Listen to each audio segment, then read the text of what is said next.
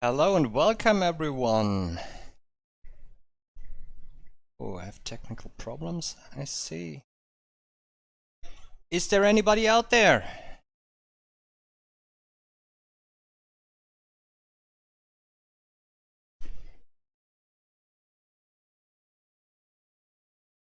So, it's my first stream. Please be patient with me. Good Skylords and good Sky Ladies, welcome to the very first RPVE stream. Yeah, that's what we're doing with juice tanks here. Seen right. Glad to see so many of you. Thank you very much for joining. Yeah, be a bit patient. This is my very first stream standalone. I have a little guest to support me if there's too much hype in the stream. Welcome Arabica.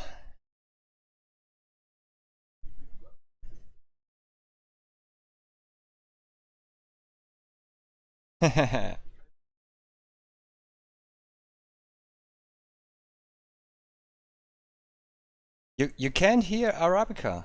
Oh, that's bad. I thought you could do. Let me check if I can do something about that. Say hello again, please, to the audience. Hey, everyone. Can you hear him? I will just keep talking. Maybe there was at one point be a yes in the chat. There is a yes in the chat. Hello, everyone. So once again, hope you're doing all right. Hope you're having a great time in the RPVE stream. And let's play some RPVE together with Roland. A lot louder. Okay, let me make him a bit more quiet. So let's start right away with some juice tank bashing. I have a quiz for you at the start, at the beginning, and it's not a normal quiz, it's a Volin quiz. The special thing about a Volin quiz is there may be several correct answers to the question, but I want to hear a specific one. And if I hear that specific one, the first one who writes the answer to this question in chat, that will win a booster from me. It's a booster from myself. Okay, Metagross is out. It's close, but yeah, not quite exact. So my question to you, the audience, is if you are building juice tanks in RPVE, what is the exact effect of that? Can you tell me?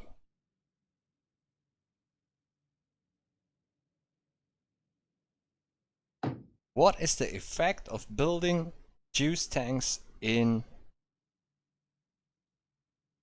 Yeah, I think we got the right answer as the first one. I thought you came with explaining the juice tank mechanics, which would be correct, of course. But demo, I want to be there at the opening. That is the exact effect. What happens if you're building juice tanks? You lose power. In fact, you lose 200 power if you're building them at any cluster. And yes, that's a correct answer from Damo. It's an online mail.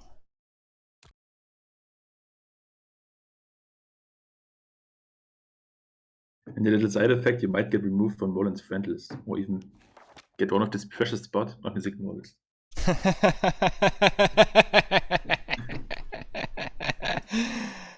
Okay, yeah, wrong streamer. I thought I would find a juice tank now. So now what we can do with the juice tank is the question. Has anybody an idea what we can do with juice tanks? I have ideas. So I think the very best thing that you can do with the juice tank is to offer it for a reasonable price to a poor fool in the marketplace. And therefore, I think 3 is a reasonable price for a juice tank. You can sell them like this. That's one of the greatest thing, perhaps the most economical that you can do with the juice tank. I've seen only familiar faces so far on the stream. No, almost familiar faces. There's one more thing that you can do. I think most of you, all of you have recognized it.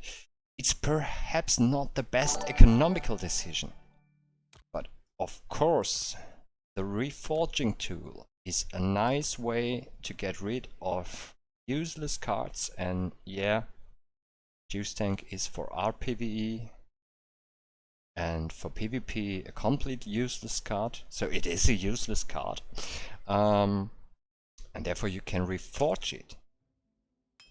Get another Juice Tank.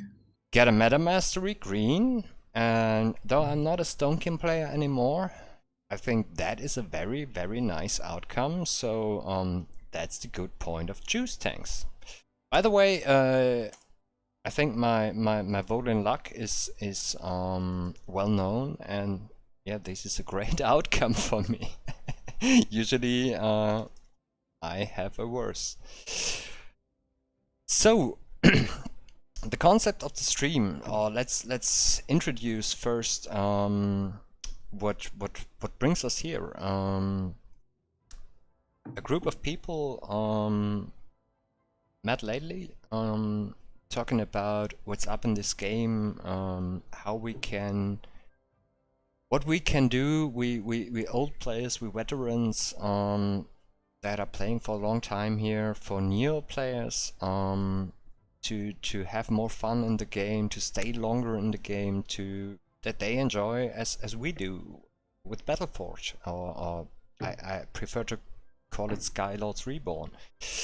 And Toggy came up that obviously RPVE stream or PvE streams are badly missing, and yeah, I was looking out for people to share this with me, but I found none, and so I decided to make a weekly stream for you. I hope you will enjoy. I will badly need your input. What could be the topics of this? I would choose one of the topics that you bring to me, and we'll prepare one topic for each week. That today's topic is also coming from Toggy, I think. I decided to want to talk with you about Pure Frost, and yeah, the rest is up to you. We can play some casual nines. We can play some fun decks, some theme decks. We can play a bit wannabe speedruns. We can play some tens. We can speak about your decks, about deck building. Yeah, whatever topic you're interested in, just bring it up, either in the suggestion box here on Twitch, or just bring it up in the Twitch chat here now, or even contact me via Discord. You're all invited. My name is Volin there. You find me on the official Discord, or just add me. I'm Volin, hashtag I think it's 8101, and yeah, we can talk about everything here. So let's come to Pure Frost, I think. The question is, I've seen mostly familiar faces in the chat so far. I'm not sure if you're interested in deck building. We can either pick a Pure Frost deck, shortly speak about it, and then jump into some games, or I can build a deck from scratch, share some thoughts about deck building. We can discuss that. Is there anybody interested in deck building in the chat? If we have some more shy people, this would be your nice. This would be your time. With at least one interested in deck building more for that topic, then we build the deck from scratch, and we'll look at building decks. Oh, I think you're fooling me, Hiko. Okay, let's build a deck. No, not Fire Frost. Today's topic, from me at least, is Frost. I think I'm not sure if everybody is aware. There have been some nice changes to the Frost faction. We will have a look on Fire Toggy, be were some nice changes on the Frost faction with the latest birthday patch, and Frost has become really an interesting deck, I think.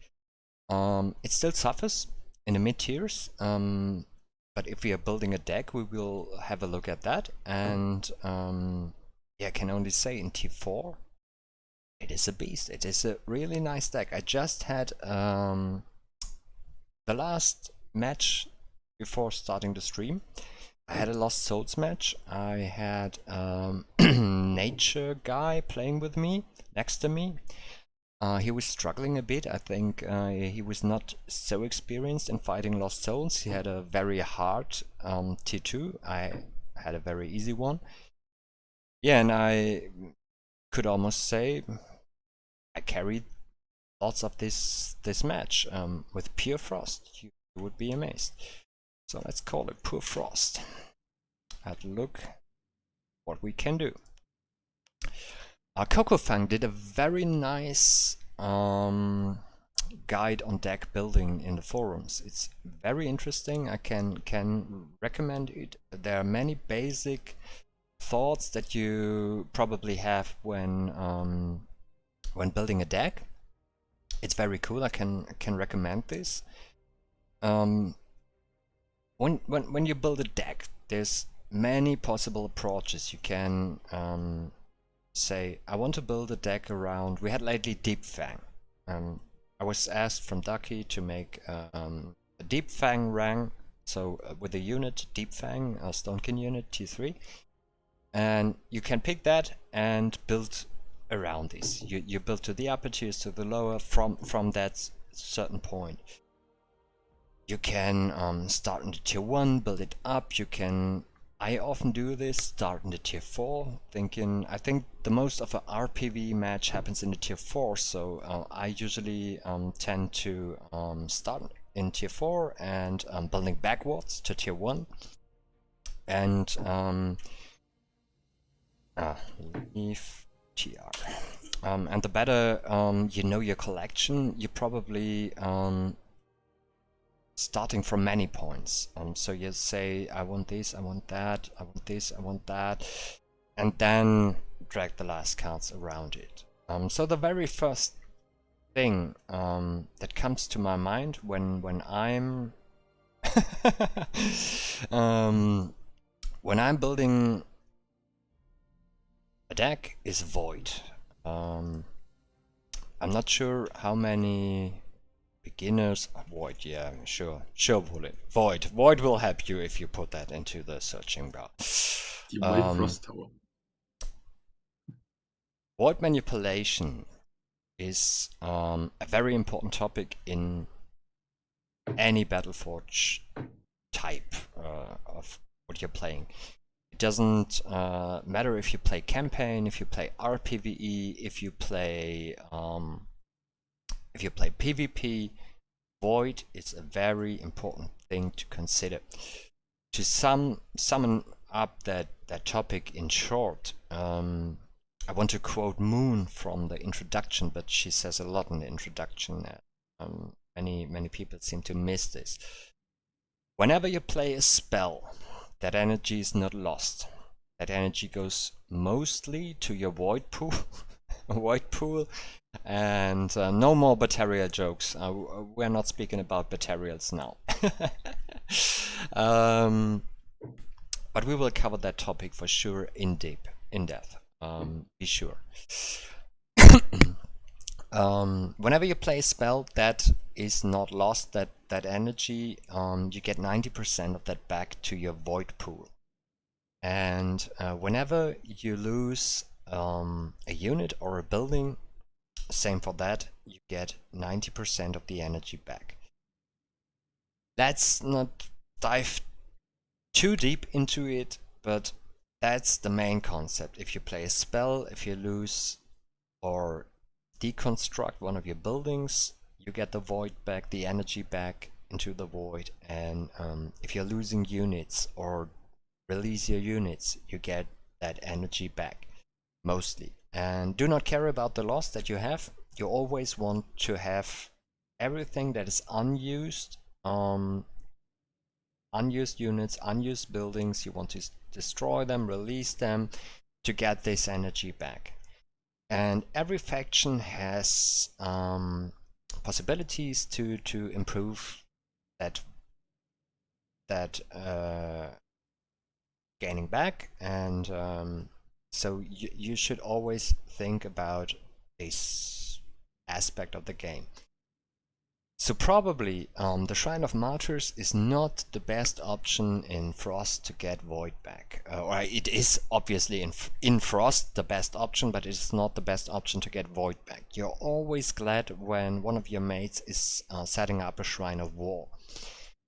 But usually you all know that a random group of 4, you just hop into the game. Most people don't even say hi, or good luck, have fun, which is usual in many games. Sometimes do that. Every time, shame on me, Volin. It's always nice to engage with your mates, even in a random group in chat. So you do not know, are they playing a Shrine of War? Do they help you? So if you play Frost, you should consider to bring your own options for void manipulation. If you play Nature, you have the Shrine of Memories, which, sorry I have to say it like that, kinda sucks. But it's very good for the mid-tiers, better than nothing.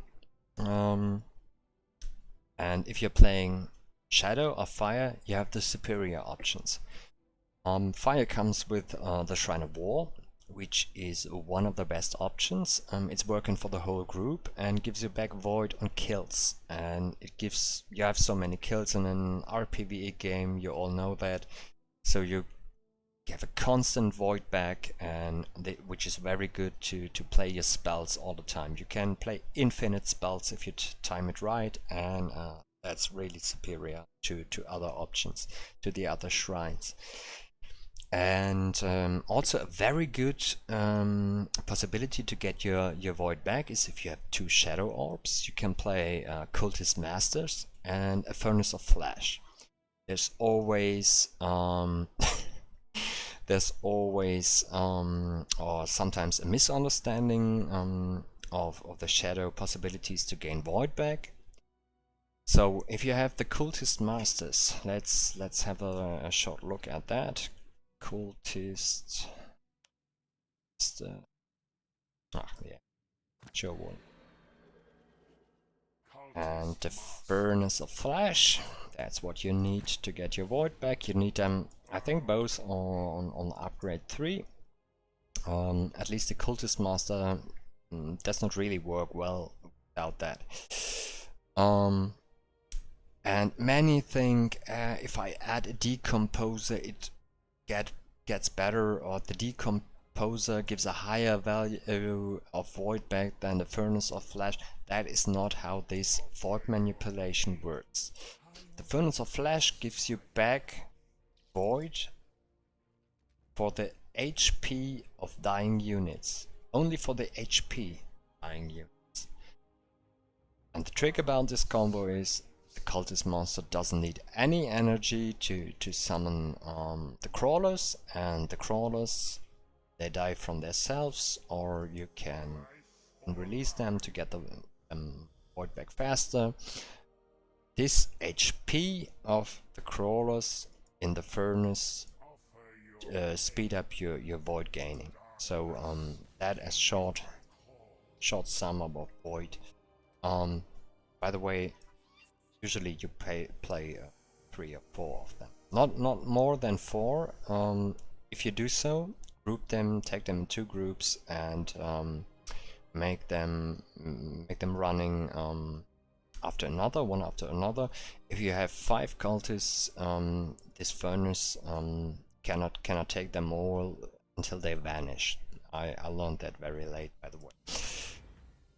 So let's step back to Frost. Avoid manipulation, most important, you want to take care of that. How do we start with Frost? There are two popular options, or one most popular option, and that is the combination of Master Archers and Frost Mages. Frost Mages are very cool. They do AoE damage and a knockback small units, a very strong CC as you face many small units in the tier 2. So always a good option, but as the small units are knocked back, sometimes damage is lost from the Frost Mages. It got better in Skylar's Reborn compared to the old Battleforge, but still they won't do their full damage all the time. So it's nice to combine them with the archers that got lately a buff for PvE. You can call it like that. They do a little bit more damage than they used to do, and a great card. That's usually your main setup. Just to mention another, I hear of many peoples that like to play Imperials lately instead of the Frost Mages, Imperials as a tank. And of course there are many other cool things you can do, but this is the most superior option for RPVE. And as I usually like to play many decks, but in that deck meta approaches, I will choose the archers and the mages. And always very important to have in Frost Tier 1 the combination of Home Soil and the Ice Barrier. See that in action later. It's a 50% buff of damage. It's very strong. Even scales good into the late game. You can use that for bosses. A very great option. You should not miss out that with a pure Frost, or start with Frost anyways. And now when I'm building a Frost deck, I'm thinking of the tier 4, and yeah, I want to have units for my 4. And what comes here to my mind, the superior option is, since they got buffed lately too, the Ironclad. It does way more damage than it used to do.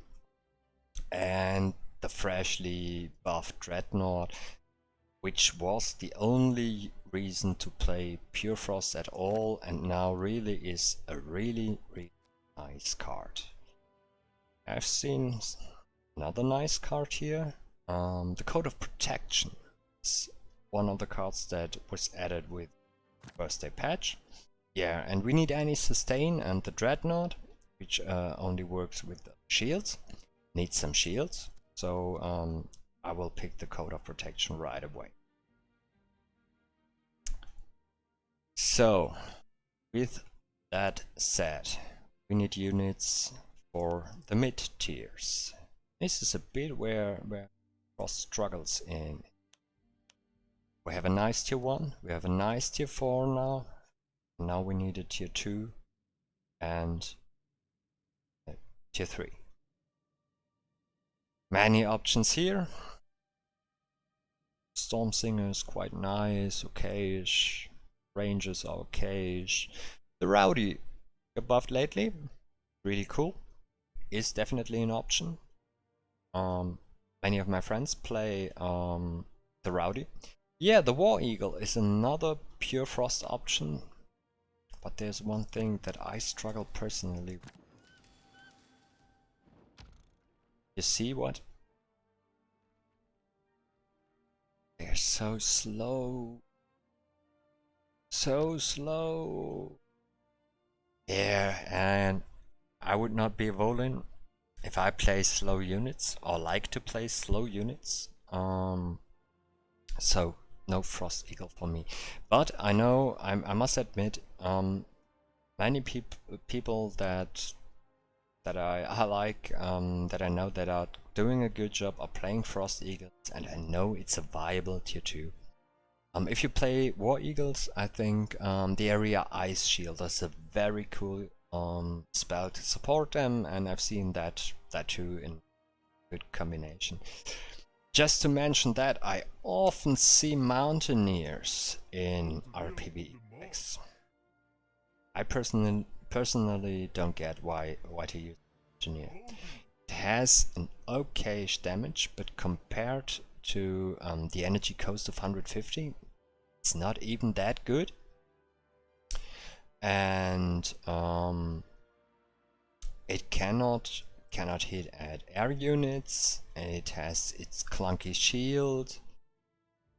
I really would not recommend to play Mountaineer at all. That's my personal view. Yeah, let me pick a tier 2 of my choice, and then we can speak about battleships, of course. What I personally like in tier 2, because Frost really lacks sustain in certain matchups.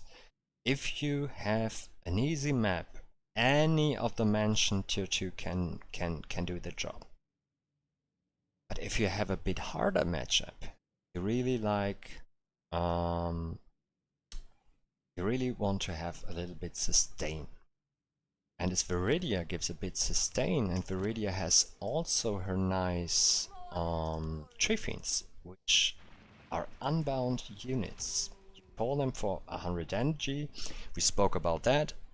That energy is not lost. It comes to your void pool and you get it back. And Viridia is my pick number 1 for a Frost deck. But as said, many other options possible. Mountain Rowdy is very cool. Demo, for example, plays it. He already says Mountain Rowdy is superior. He's saved my ass with his Mountain Rowdy already. Mountain Rowdy can be very cool. Let's see, I would let that open for me. It is definitely a possible pick. His skill is very cool to use, and he slows, does not get much damage, and I'm not sure which one is the cool one. Which one is the cool one? I think the blue one was the cool. Ah, okay, the purple. Take less damage. Ah, it slows the enemy. Ah, right, yeah, the purple is cool. We had a question on battleships. People do tend to call them bad spirit ships. Nice boss killing potential. Yes. I personally think, and Dalarian will hate me for that, I completely agree with you, but I would call them a meme card. They are looking so cool. Yes, a nice reason to play battleships. Oh, that spawning animation alone is so cool. Together with Code of Protection, works very well. Yeah, you can play that just for the memes. But on really hard maps, you will probably struggle with it in a pure Frost setup, and the Ironclad is simply superior to that. A very cool way to play battleships is to add 2 purple orbs. You have more energy due to the resource boosters. You have a little bit of crowd control, better crowd control without freezing, so they can deal their full damage. You can give shields via the Winter Witch, and then the battleship really gets shiny. But still more a fun card to me in RPV. So it's nice, it's cool, it's okay. I think it's always viable to play card just for the sake of playing the card. I mean, it's a card game. Everybody would only play the best. Yeah, I think that would be boring. So if you like Battleship, play Battleship. Of course, it's okay. But in a pure Frost setup on a very hard map, you will probably struggle a bit with that. Yeah, the Rowdy is great if you get double spawns on T3. That's indeed where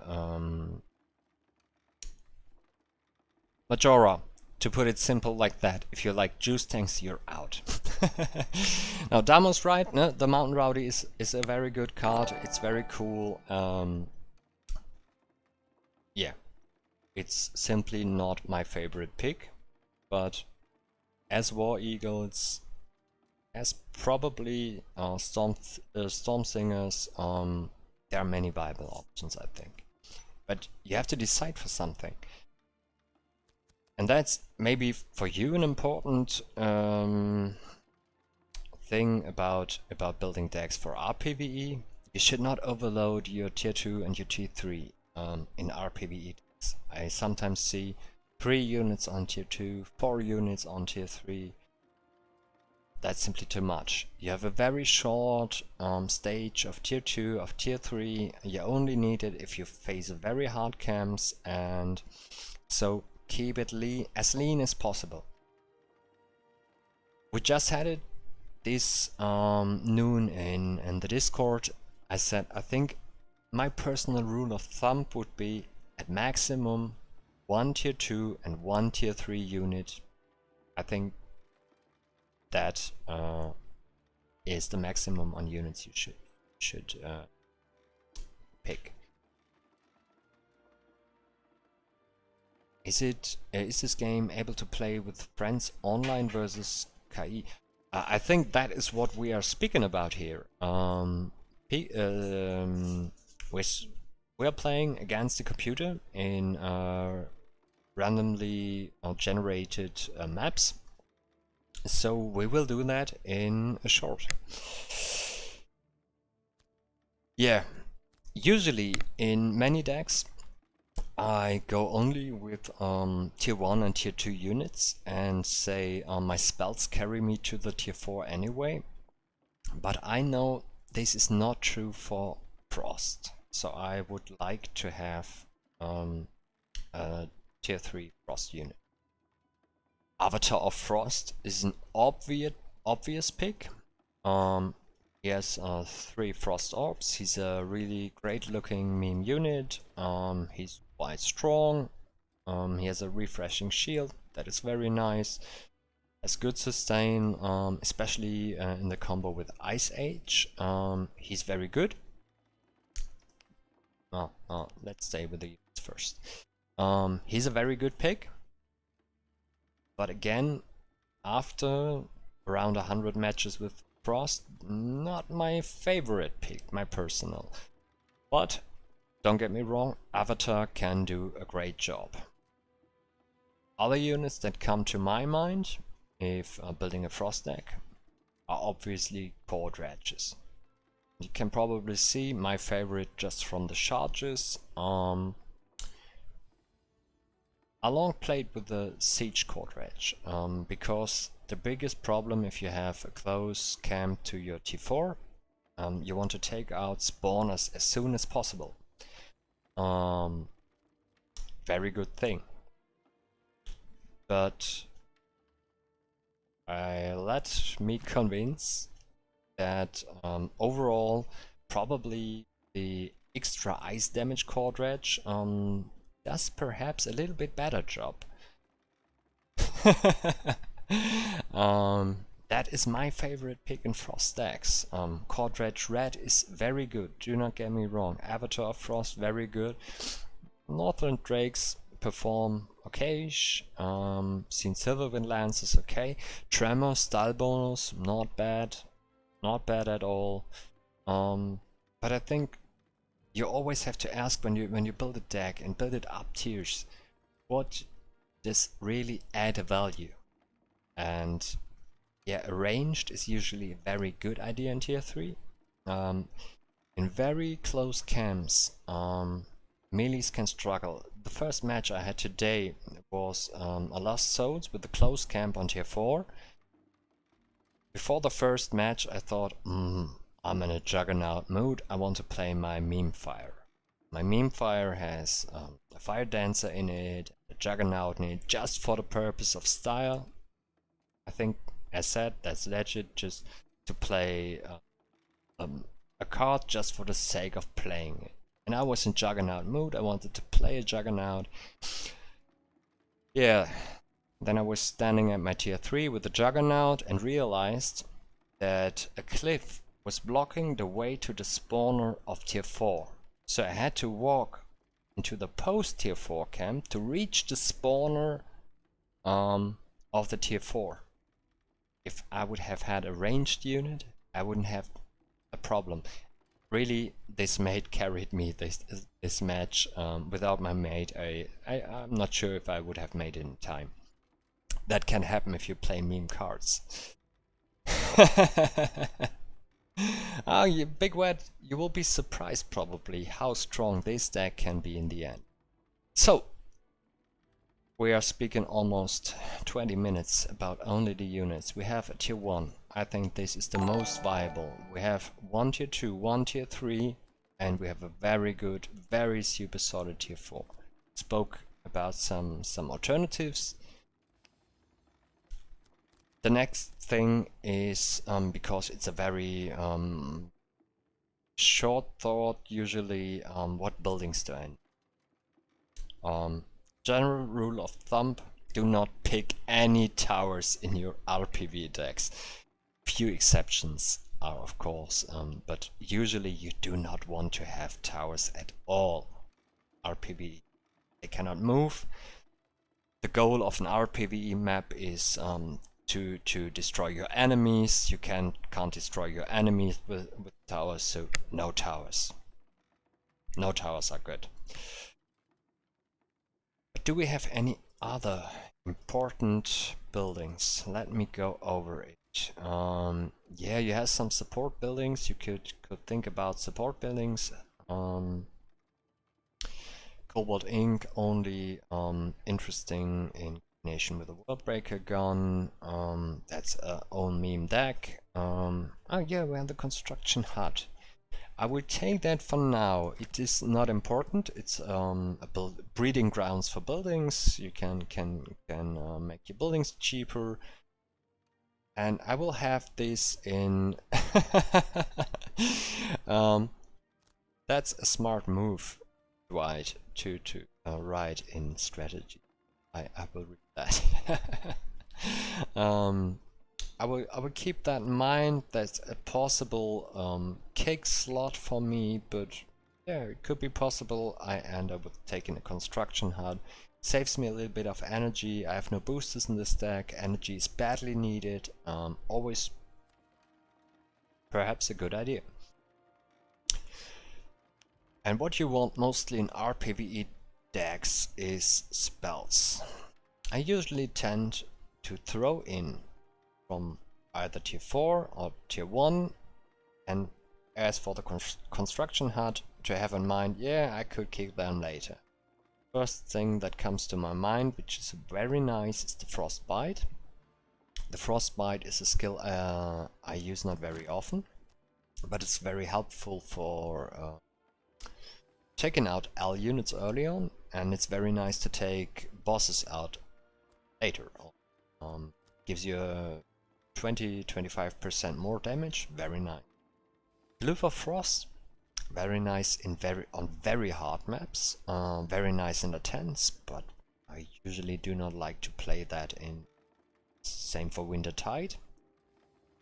Very nice in 10s, very nice on hard maps, but usually not in 9s. Protection buildings, I do not need to protect buildings, we do not have much. Gravity Search, I like a player that I think that is very good, likes this. I played this back then too, and Gravity Search is a possible pick. I personally do not think it scales good enough into the late game to justify the pick. Good Snap. Snap is a very nice supporting skill for the tier 2. And if you have to rely on your Martyr's Shrine, yeah, sure. You want to have as many freezing as possible. Area Ice Shield can be very nice, but I have a mass unit approach here, and as I have a mass unit approach, 3 shields are not very much. I do not see that it adds value. Should definitely take, if you... What? Take what? Play Mountaineer. And why you want to play Mountaineer? Trime? You disappoint me. Yeah, sure. That's for sure. That's for sure. If you play Mountaineer, Mountaineer cannot hit air. It's very good. If you play Construct, it can be an option to take out some of the flyers, but you cannot take down all the flyers in the tier 4, so that's not a possible solution for any floor. So we have building protection again, more buildings, that's all not good. Ice Age. Oh, what we have here, the new Ice Age, which is very nice, with the avatar, which is very nice with the Winter Witch, and very nice with the Code of Protection. Really adds value. I like them. The green is usually stronger than the blue. The blue is a possible kick spot, but I will take them both for now. Yeah, for now I will bring both. Let's see what we else have. Ward of the North. It's not bad. Takes out okayish damage. Better than nothing. But still the problem is we want to rely on shields. And shields and Ward of the North do not work together. So sadly, if you have a shield theme, and I want to have a shield theme, no Ward of the North. It has a cool effect, but I think it looks really cool. Frost charge, freezing. Want to freeze? We want to have freezing options. We can do extra damage versus freezing. Shrine of Martyrs, freezing and shields. I think that is my frost topic. Army Ritual is out. Shatter Eyes. I love it. Shatter Eyes really feels satisfying since it's buff. We want to freeze a lot, so we want to Shatter Eyes, of course. Okay, another code. We have slots. Let's take another code. See if it stays for this. But I just say it will stay for this. Because we have only 2 more spells, we have 2 more slots. The Ice Tornado, which is very nice to take out spawners, to take out anything, to have some extra boss DPS. Yeah, Ice Tornado is a must pick. Maelstrom? I'm not sure how to spell that. Yeah, I'm German, I have no clue how to spell anything. Maelstrom got buffed too recently. Does a very nice damage. Not sure if you're aware of this. Look at this. This is really awesome damage for Frost. It's really cool. And yeah, I would really recommend to take it in any Frost deck.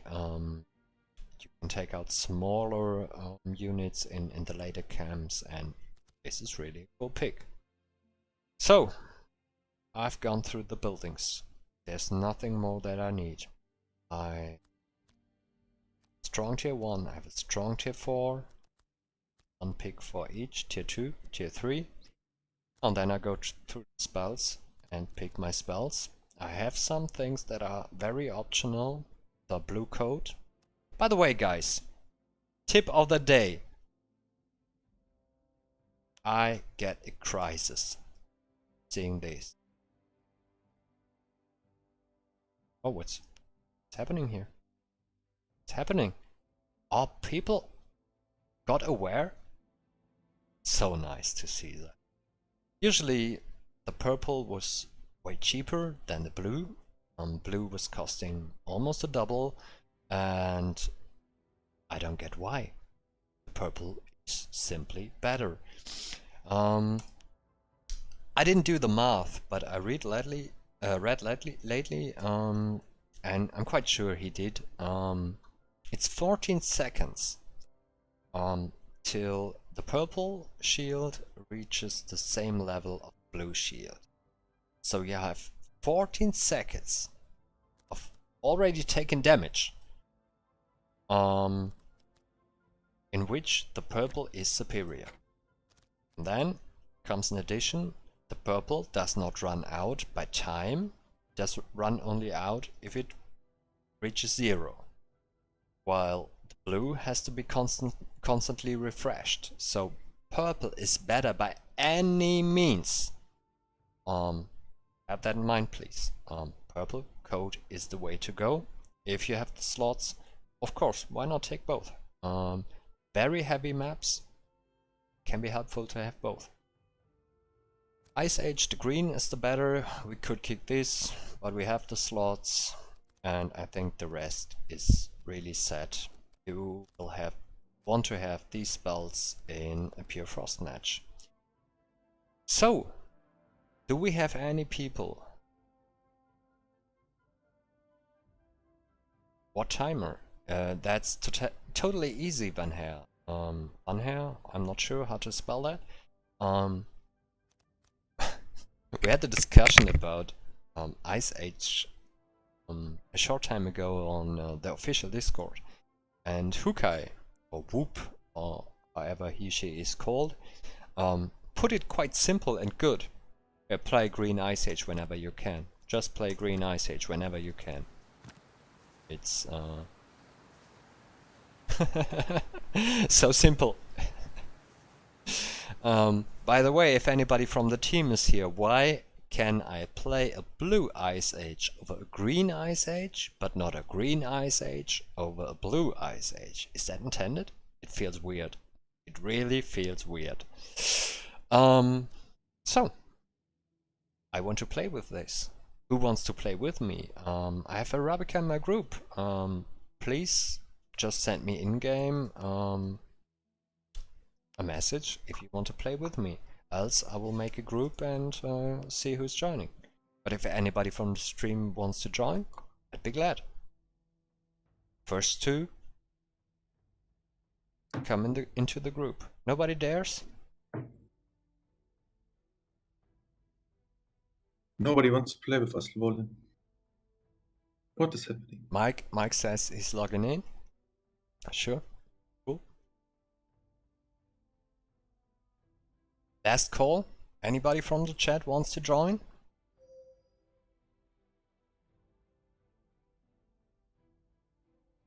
Yeah.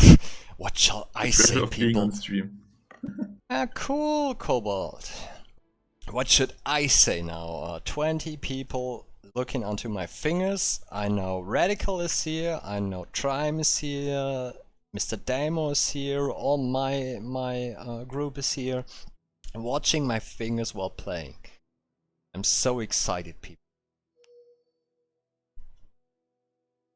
Yeah, Capo, we're full now. For now, if anybody really wants to join the next groups, please send me a tell and we will rotate them. Okay, let's play a random map. I choose a random map, not the map of the month, in the hope we are having a Lost Souls map in the next few matches. If not, we will do the map of the month. This is Lost Souls, and yeah, I want to play at least one Lost Souls map. Ah, cool, I see another Frost map. It's important, please, no super meta decks. I don't want to have a buff material, because buff materials are no decks for random 9s, really. It's so boring for the others.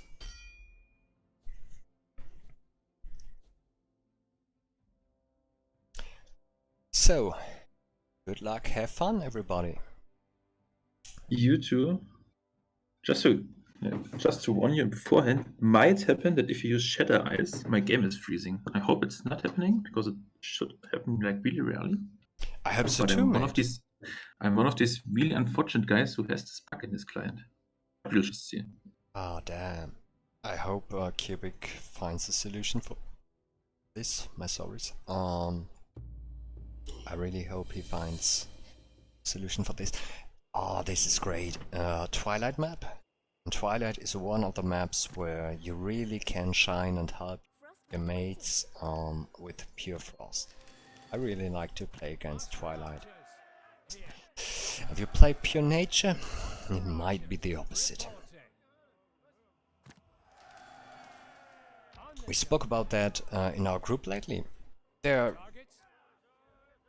very different possibilities how to play Frost Tier 1. Make sure you have a mix, some like more mages for more area damage and more CC. Some want to have more archers, that's me. Do not want to build an ice barrier here. Oh damn, I usually have those two on other hotkeys. I have to repair that after the match. Twilight has usually not a big tier 2, not much of a problem for our ice deck. So, and now comes the tricky part. You're playing on an outside lane. I'm not sure if everybody here is aware. On the outside lanes, you face spawns. And now try to see in the dark how close this may be, but I cannot see. Don't grab these as sap as you can if you're not sure that you can hold them. Now I'm sure I can hold them and grab them. I really hate if people just grab them. I hate it's a bit strong, but it's unfortunate.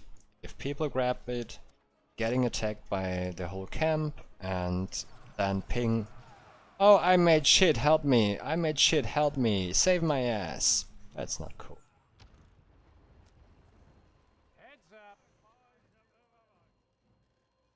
Here, Capo, make a list, please.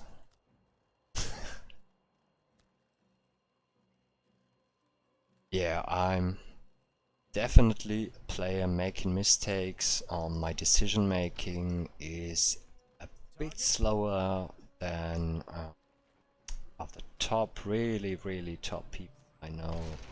I can play this game very well, I think. I know my mode, but I have slow fingers. I have a quite slow decision making. Not everything will be perfect anytime. My Arabica's already waiting. Let me scout. I think I have the spawner to my side. Yeah, I'm not sure. I got the lava field ready just in case. Yeah, come on, I don't pull without purpose. Ah, I did. Yeah, it's a bad... Just run. Damn, I have to change these hotkeys.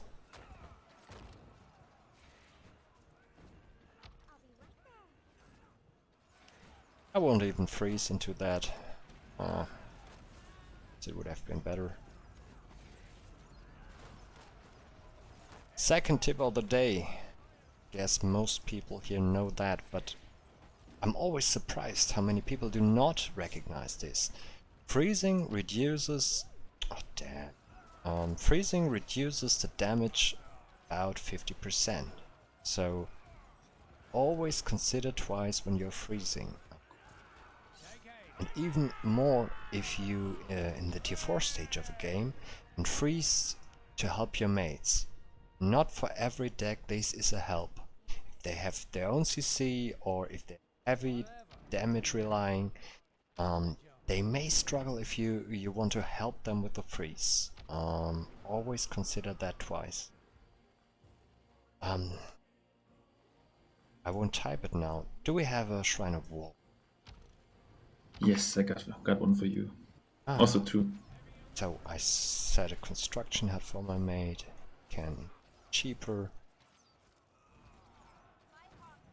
That is, by the way, a very nice example what Arabica does here. If you want to play a Shrine of War, I usually like to speak with the people on the side I'm playing with. Makes sense, you'll release your nomads as fast as possible to gain the void back, set your shrines up a little bit faster. Here's even a tier 3 unit he wants to switch to. I set a shrine, the construction hut bad. And So if many people, I see this sometimes, people do this, what Arabica does, and doesn't say a thing. Have this in mind, if he's playing a Shrine of War, he's doing this for you, so it's nothing bad that he lets you defend. Yeah. It's just splitting the work nicely. I don't need a tier 3 unit for this. Twilight is usually easy, super easy. This hotkey is a mess. I usually have the home soil on 1 and the barrier on 2. Yeah, so when you're making the decks, it's like put them on F1 and then they were moving like back and back because you put the cards like in the spaces between. Yeah. But this happens.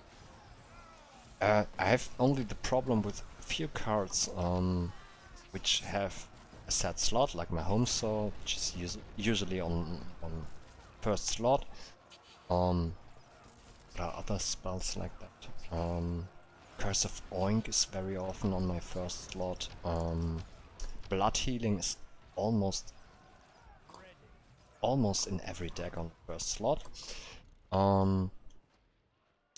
Motivate is on the first slot, and most of them don't interfere with each other. You have either a home soil or blood healing.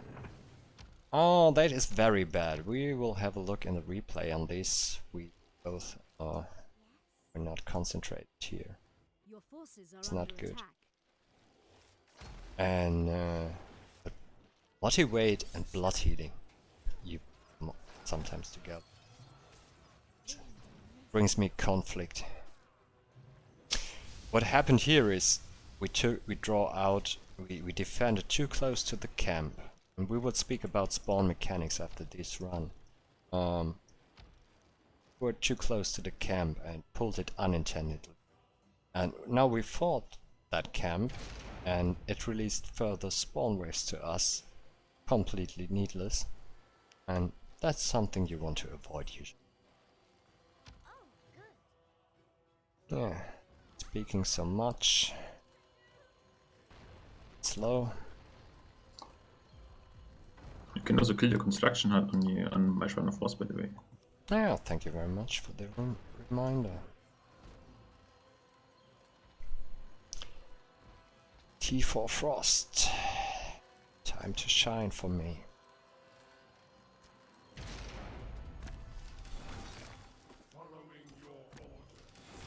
The main purpose of a Dreadnought for me in the Frost deck is healing. As I have shields, don't need no healing for now. I will only start with... Usually make sure that you have some energy left, but if you have a breeding grounds, no, this makes me greedy to play my units. To have a little bit more on the field.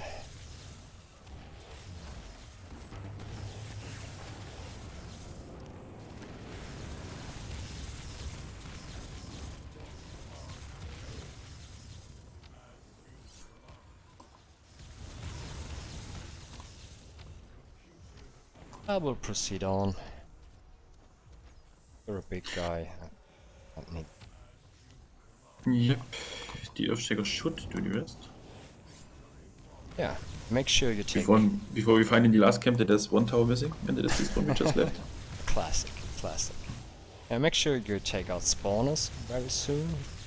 A reminder to everybody who does not know. Every camp has only one spawner. Yeah, there are 2 spawning huts off, but only one camp of that spawns, and it's the one that's on the right side. You may ask, what's the right side? Here are 3 towers, and I know here's only one spawner. This is a spawner, but you're not always able to see it. Sure, Mike, I think, needs the gold.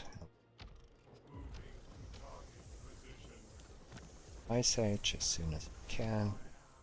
And in 9s, the first row after tier 4 never has Will Zapper. The second row after tier 4 will always have this one. That's in every 9-ish Twilight. That is the fact. So I be careful to not let him see me. I freeze him, shatter him. It's not triggered, and so I have no troubles with that. Do not want to have the second. Ah, there's an Earth Shaker coming in. Nice. Oh, this feels so good. Sound. When they shatter is so nice. And as Frost player, you can play some shields for the mates. I had groups lately when I covered all 4 players with shields, playing Ice Age whenever I could, and yeah, this is very nice for everyone. This is really a point where you can help people that are weaker than Arabica very much.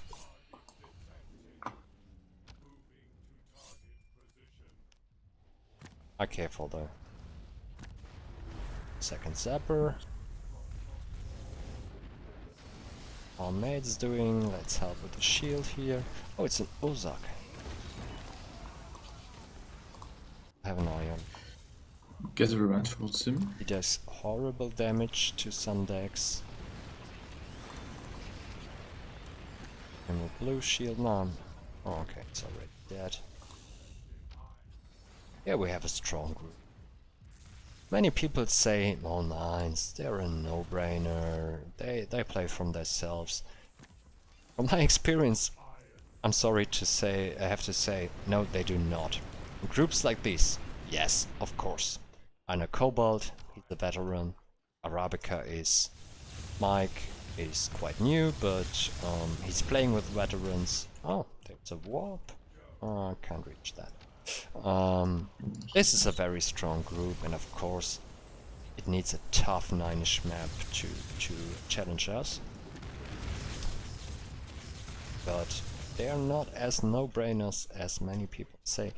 Could we have another port here? That would be great. Mike? The Frost player is the slowest player. Ooh.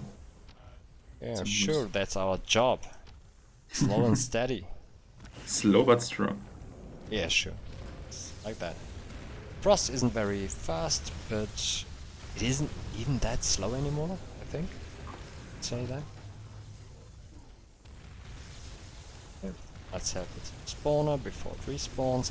And now you could see here were 2 towers, in the back the spawner, the 2 spawn camps, and it's always the right camp that spawns. This camp, you have seen that, it does not spawn. I care for the zapper.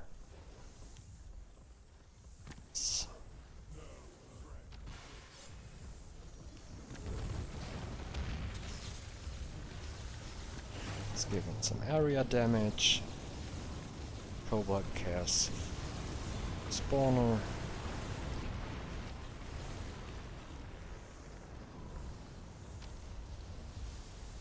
This map is a bit IKEA-like. At the end, it's only one way that you can go. So what, just a little question from Dachi, like what do you think of playing pure Ironclads and leave out the Dreadnought? Yeah, that's almost viable.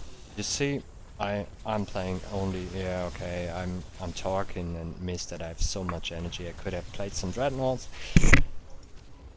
And we have a left out. Do we have a mine player to scout for that? Luckily we do. Yeah, we have. Send a scout here. Dachi is very viable, and often I play only Ironclads. Ironclad is the main damage dealer. Dreadnought does occasional damage, but the problem with melees is that melees are clunky, melees get blocked in their walk-in, melees can only 3 melees can attack a unit, or sometimes... Ah! Who was the lazy guy who left out the Nixia? Might have been us, or actually me. Whoops! I would set thunderstorm, but it doesn't really help. Tornado. So I often play on the clats, but on very, very strong, tough maps that are not as self-running as everybody says. I was so glad to have my Dreadnought to give in some healing. If you have an enraged infestor, it will hurt your troops a lot. If you're playing against Lost Souls and are not able to... Whoops. Oh. It's on the next here. Yeah, sure. We should have done that. That's one on the mistake list. The Stamo said it correctly. I should have played Frostbite. I'm not sure if Cobalt did so. So if anybody from the chat wants to join, please tell us. Else, let's see if we are facing other factions and have other... Oh, Metagross wants to play with us. Guys, will one of you give his slot for Metagross? That would be very nice. I have to... thank you for the run. GG, Cobalt. That was very nice. Nice to see you with the Frost deck. That was cool.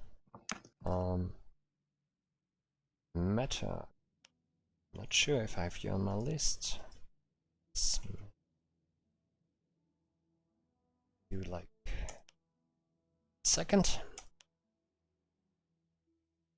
So I would always have the Dreadnought with me to make it short, and it's very good to have it with you. But of course,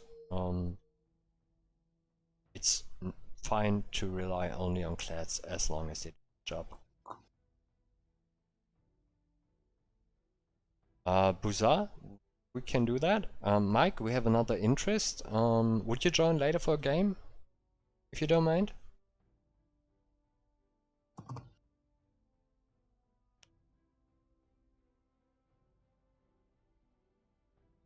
That's cool.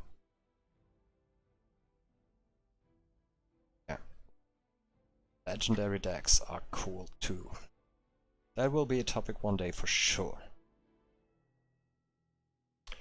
Yeah, we could of course.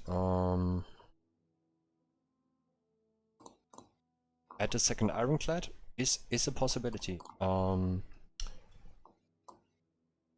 The cards I would have to kick now for it would be for me the Blue Ice Age, or the Blue Coat, or the Frostbite, or the Construction Hut.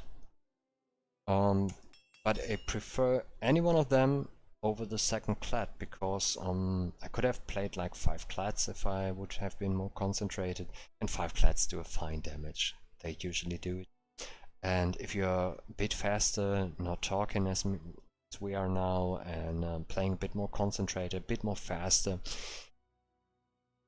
I would dare to say in 80 or 90% of the games, you won't be even able from your energy to play more than 5 clads. So energy is your limit here, usually, not the charges. If you haven't... Yeah, if you haven't it maxed, of course. Both clads are fine. Recharging time, I'm not sure if everybody knows the recharging time, is half of the energy cost. So 140 seconds here, 2 minutes, over 2 minutes. And yeah, that's the reason to pick both. There's never a set deck. I think not even for the most meta decks you can say a deck has to be these 20 cards and there's no other possibility. That's not my approach. That's why I'm not glad to share 20 card decks off. That's one reason for that. Things that are... I forgot that, damn. There are things that are matter of taste, there are many things that are depending if you know the maps, if you know the mate, if you're playing on the outside lane, on the inside lane, if you're playing a certain map of the month, that you know the faction that you're facing. So many things can affect your RPV decks. It's never to say, oh, it has to be like these 20 cards. I think that is not a viable approach for any deck. Not even for above Batarial, which has 2 main approaches, by the way.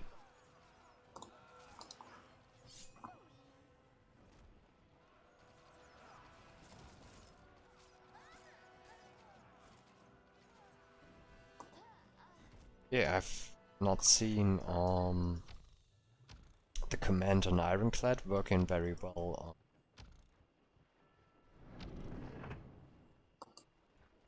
In a frost too. I'm not sure. Yeah, no, I would. This is almost unintended. So, not being distracted by the chat and the talking. I'm on my way. Yeah, I'm playing Shadow, so not too much. No rush for my faults.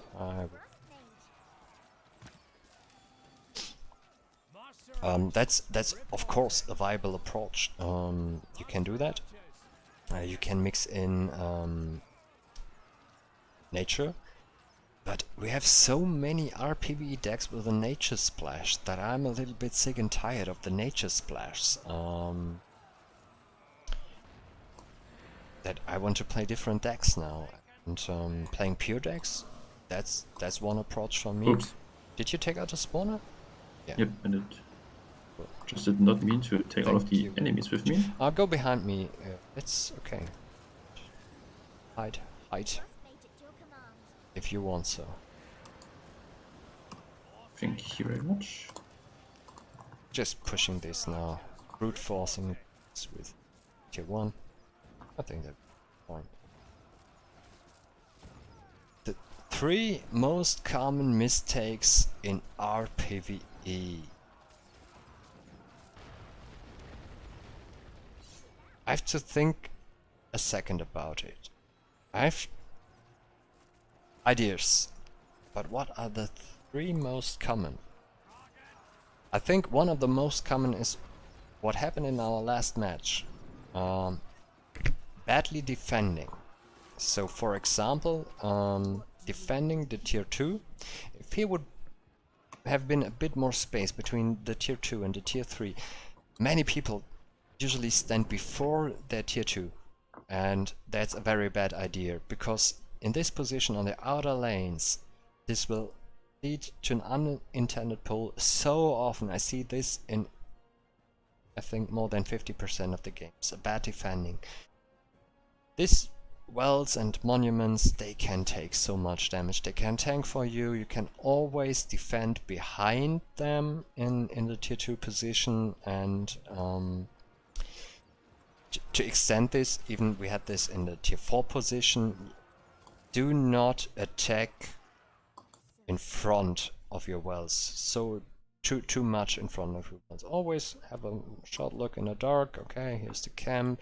I can go till here or here, very safe, but if I go further, I may pull the shamans, and if I pull the shamans, yeah, I will trigger the camp unintendedly, and it has no value if you trigger further spawns without taking out a camp. You always want to take out a camp, and if you cannot take it out for the moment, that's fine, then just stay back if you can. I would say that is probably, in my opinion, the most common mistake. Arabica, what do you think on this question? What comes to your mind? Probably like that, she said, like bringing no void manipulation could be one thing. Yes. And I think also keeping your armies too long, like building up a huge tier 1 army, getting tier 2, adding tier 2 units, getting tier 3, adding tier 3 units, going tier 4, and then you have an army of 4 different tiers and you're trying to attack with them. So that is a big mistake, but one I do not see very often. Dutchie's point is a very true one. This is mostly the point for, I would call them wannabe meta decks. Materials that on weird orb combinations and such. By the way, I'm tier 3. Talking. Yeah, cool. Let's go and fuck this. It's only a small lane down there. I think that is indeed one of the most common mistakes.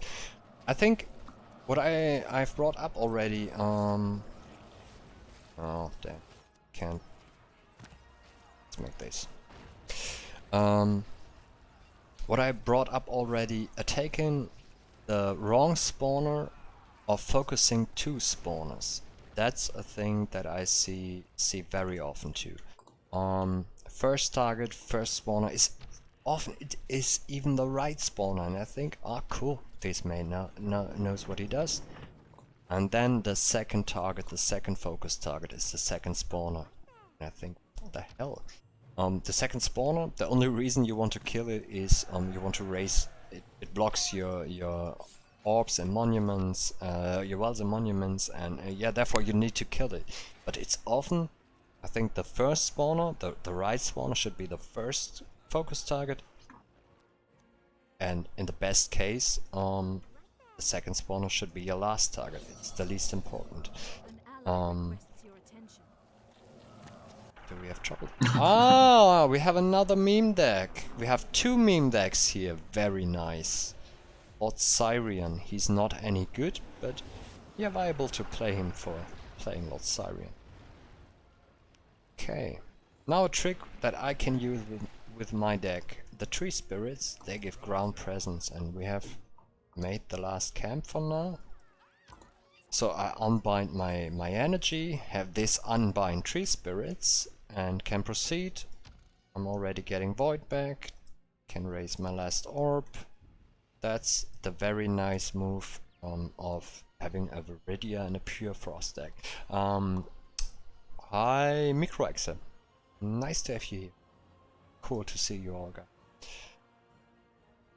So like one little mistake you could like also add is attacking underprepared, like especially attacking the tier 2 camp on Lost Souls, or also like attacking tier 3 camps when you don't really have the units for this, and then you often lose all your units, and then it can sometimes can get in some trouble.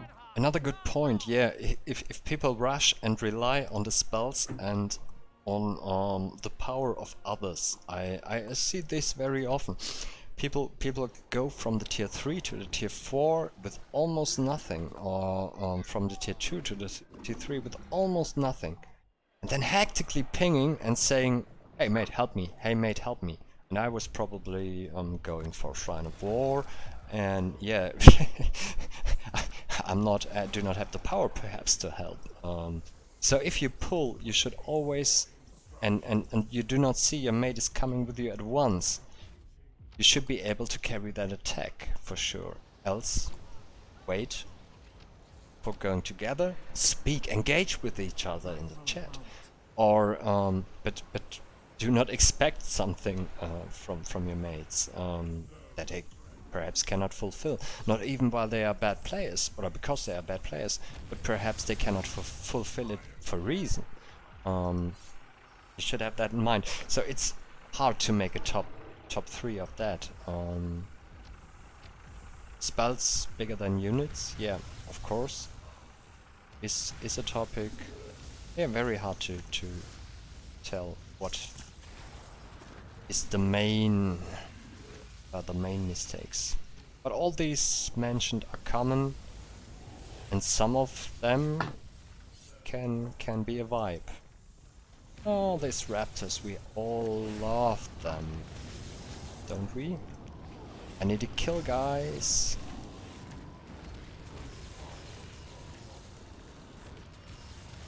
Ah, don't heal me. All good, I have my own sustain. I only needed to kill. Ah, you can heal me for sure, of course. Appreciate it. Do not need.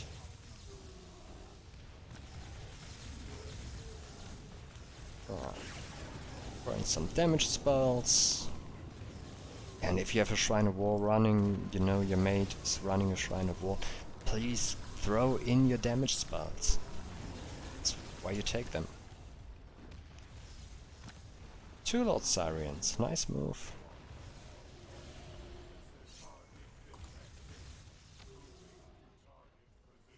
Second chance? How did you do that? Oh, promise of life.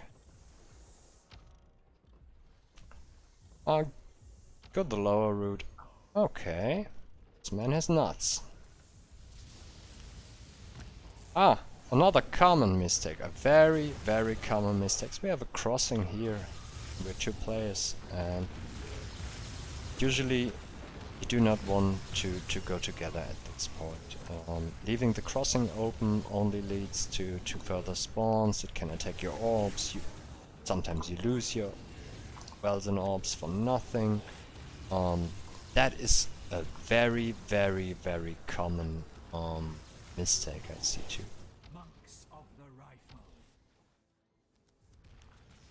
Okay, I will care for the lower camp. A recommendation that I have, if we have any more beginners in the chat, if you're on a crossing and your mate is going to the next camp, is proceeding there, and you do not feel safe to make the next camp on your own. For example, if you have something like this, I'm proceeding to the lower route, and you know, oh, if I have to go to the next route, I will probably be killed. That's not good for me. You can just defend the crossing. That's fine. That's cool. It's cooler than to go with your mate. Oh damn, I'm shit here talking. Should concentrate on my game. I could need a help. So here. Great. Yeah, thank you very much.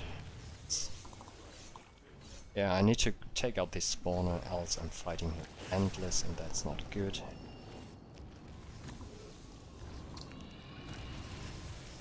Doesn't take out spawners anymore, but the Shrine of War isn't running, by the way. Oops, I am sorry. It's in the beginning more challenging for you to show the whole potential of Pure Frost. Yeah, it's fine. I can do Shrine of Martyrs. Oh, I just forgot it. I'm sorry.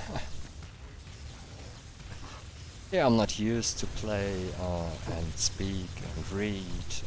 It's way harder for me than for Choggy, I think. I always think how you can play PvP, talk and make jokes. That's amazing.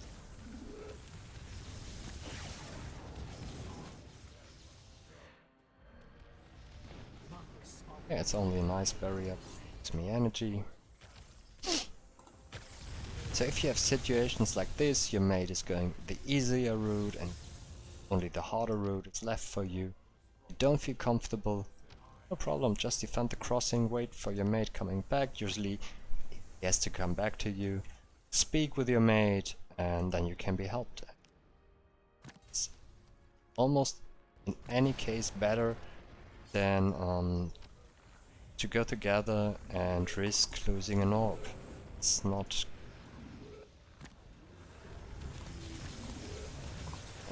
This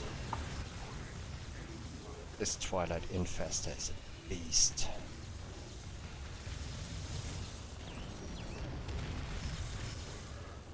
Let's take it. Sustain. My shields.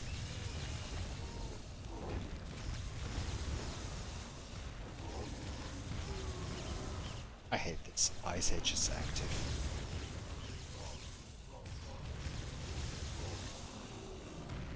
Why not stack?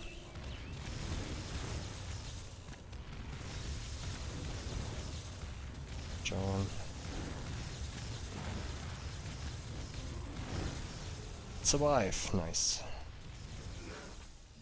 Yeah, this Code of Protection is super strong. If you haven't played it yet, check it out. Very nice skill, very great artwork from Tweeto. Oh damn, let's see if we can save that. It has a great artwork, it's a great strong skill. Really. You can play, by the way, Maelstrom on bosses too. It's not much damage, but yeah, in the end, if I'm playing my pre-made, we are throwing eruptions on the boss. You see, bam, bam, bam, bam, bam, eruptions. Yeah, what else should you do with your energy? Why not a little damage is almost better than no damage. So why code bigger than Winter Witch? I can show you that easily, Dutchy. That's a very good question. Winter Witch is a very, very nice unit. She's cool. She got buffed by the our team too, by the way. She was crap unit back in Battleforge. Do not remember as much as other people. She was a more crappish unit. So you have your mix of units. We do not often use the term mix, but in other RTS it's a common slang. Mix of units. And we want to proceed to the next camp, so let's see what happens. They're falling back behind and more behind. More behind. That sucks. That's the main reason for me for not playing Winter Witch. And Demo, if he's still in the chat, can give you another reason. Meet Urzak with Winter Witches. And your Winter Witches are pretty fucked.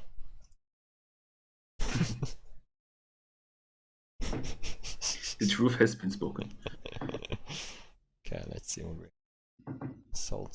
So winter is coming, and that was my 100th match with pure ice.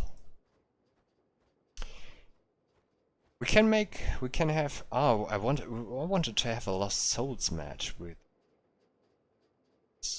I would like to play another Frost. Are you up for another Frost match? Then I would like to play the map of the month. Sure. You wanna play position 1 by any chance?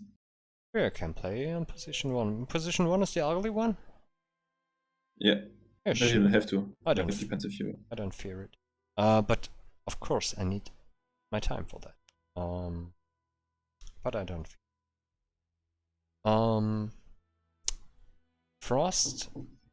So it does fire, by the way. Has a big problem with Lost Souls as the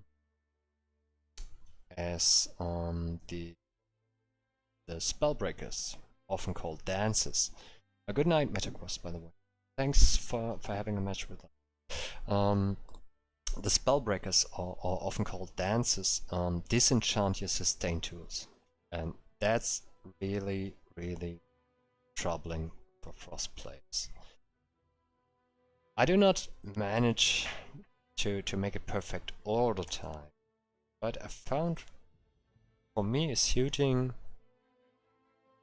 way to deal with. Let's see if it works.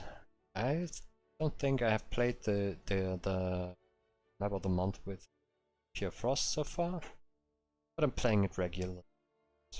Let's see if it works here. I want to show you how you could. It's even more tricky with fire. I found a way to deal with fire, but see that on. Ah!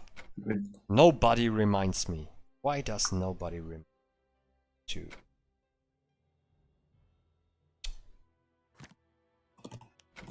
Ah, feels good.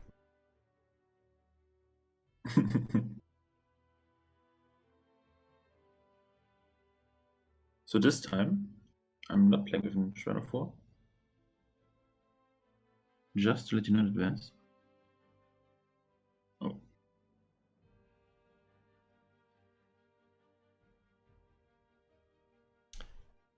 Yeah.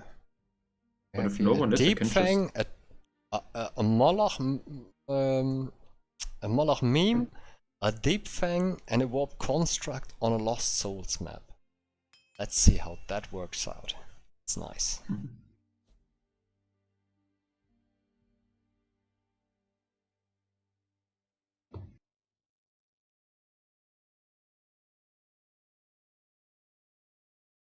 Yeah, I'm not sure. I have been sent a Warlock too. With hey, wrong streamer. I think that was intended, wasn't it? But I'm not sure from whom it came. It was from the Skylords team, so anyone could in that. Many people feel Lost Souls, and I can just only recommend if you're playing a random group. I see so often, oh my god, Lost Souls, and then a hasty pull. Don't do that. If you feel Lost Souls, take your time. It's no shame to take your time. Better play safe than sorry. And I know I have such a worst case scenario here, and I will take my time. Because I have even been pushed from a map on such maps. Oh, that was great. I'm not sure if you can see that. Lost Souls restart in the chat.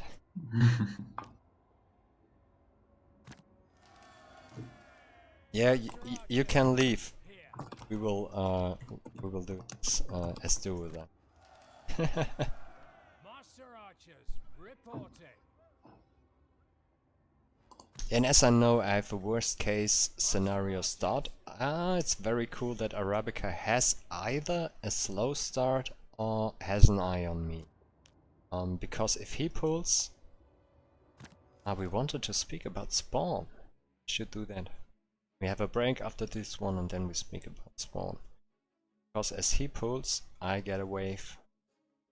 It's cool that he isn't pulling hasty. Yeah, let's see what we can do. I usually like, for the most factions, I like to pull, go back, and the mana beasts return quite early. They always return earlier than the other. But the dances follow you, and then you can take out the first dances that are not from wave. You have 3 dances, this is highly recommended, not very familiar with the map, have a very strong deck, and this is always a recommended start. It's very safe. Okay.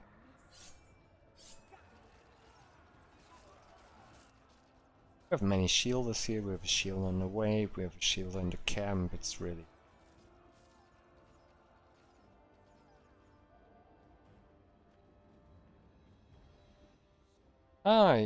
yeah, we will... yeah. Let me just pull my beat and I will explain. It's a very good thing. Do that. Yeah, I'm German. We are known for that. It's okay.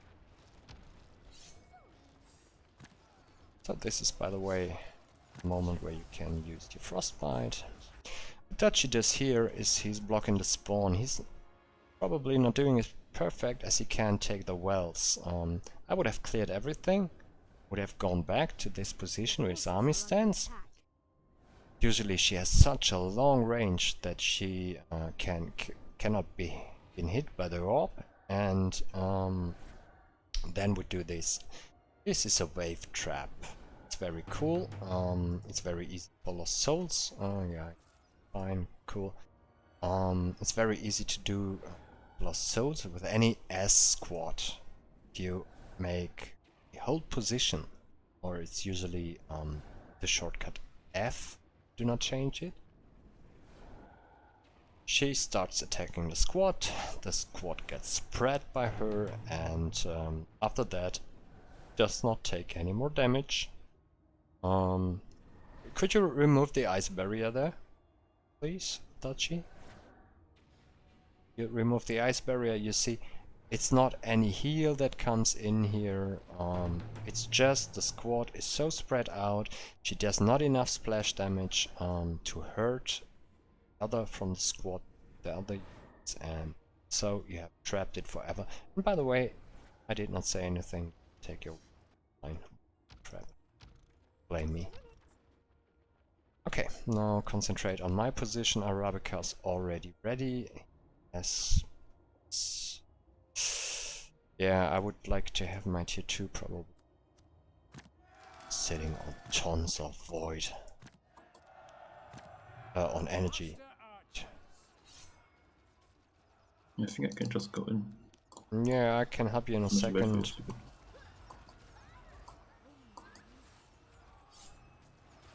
Can only talk. Okay. I'm glad everything. I just did fat fingers. Show you another possible way, but we will look at this over the next weeks. or in death. That's a very cool tier 2. I'm not good in playing this. I know it's very strong. Soul Splicer combined with mages, warping the mages. Mages are very strong, but my mages always only kill themselves. Mostly. Sending a squad forward to take. I already missed 100 or more energy because of talking. Should we take the next one too? I think it's a lane. There are no flyers. Should be able to do that, or?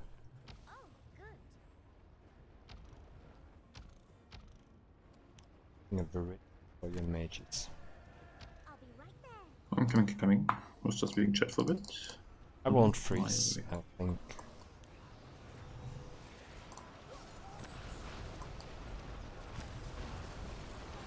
Oh, this is very nice.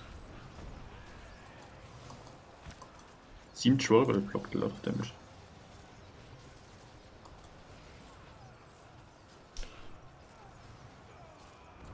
Another rule of thumb that I think not everybody knows, even from the far better player, I think many do not know this.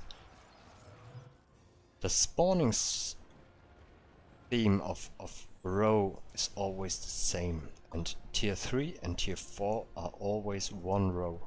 If you have no flyers in your tier 3, you can be sure that neither our tier 4 nor the camp between nor the other tier 4 nor their tier 3 has any flyers. That's always like this.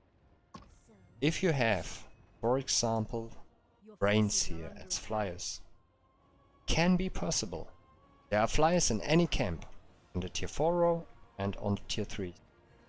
And it can be different flyers. There can be vigils, of course. This pattern is always the same.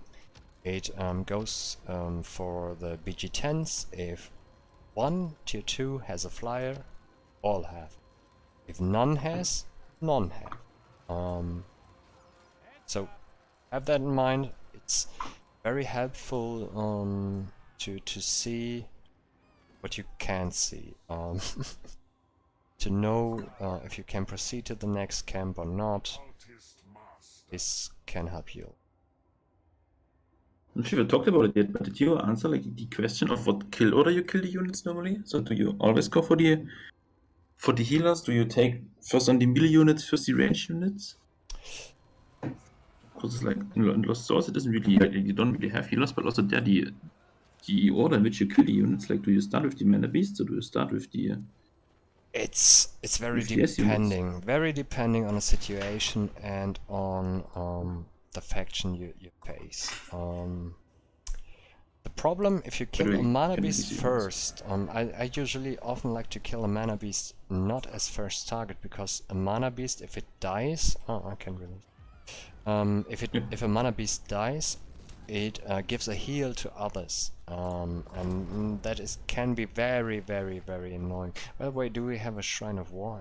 I'm not aware anymore. We'll make a break after this one, I would say. No Shrine of War? Okay, Sadly we don't. I take the marches then. Oh god, talking, playing, and shrines. You will not like what you see now. I got you. I just swap you with me over the map. So it's very depending. I have read a very wrong comment on focusing lately in the forums. It was from Jared Dempsey, who said focusing is not a beginner's thing, because if you focus the wrong, it may be hurting. And I do not agree with that. Any focus is cool because if your unit's damage is spread out and you hurt 5 or 8 units at the same time, you will get damage from 5 or 8 units. units at the same time. If you take out any of them before taking out another, you reduce the damage on yourself. And usually, even if you have no perfect idea of what killing first, it makes sense to focus targets. Really makes sense. Oh damn! Okay. If you, that was a very good example. If you force people to with a warp, have in mind to save their ass. He had a plan that was cool, because I would not have could not have reacted to this accord. From Lost Souls, I would say the shielders are probably one of the ugliest things that you can face. I like to take them out very early. Tree Fiends are super ugly. They make horrendous AoE damage. They're really good first targets. The priests do not very much. Yeah, sure, they're annoying, but can really care for them later. Okay, I would need a freeze now to get some void. It's no ground presence. It's the ground presence. Ah, there. Ah, you missed it. So. Because I have shields, and if I face now with 2 ironclads, the next camp I really have a problem. I need energy for them. And we have these spellbreakers, and now comes the trick, and I hope it works, because the next camp I think it will not work, as it is very ugly. Damn, I think I have another sorting here than in my usual frost deck. I throw a code in here because I thought I would an Ice Age. Or I really...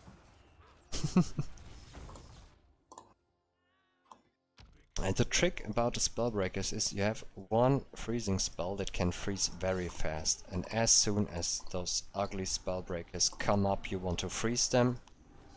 Ah, I didn't get both. Do not get both.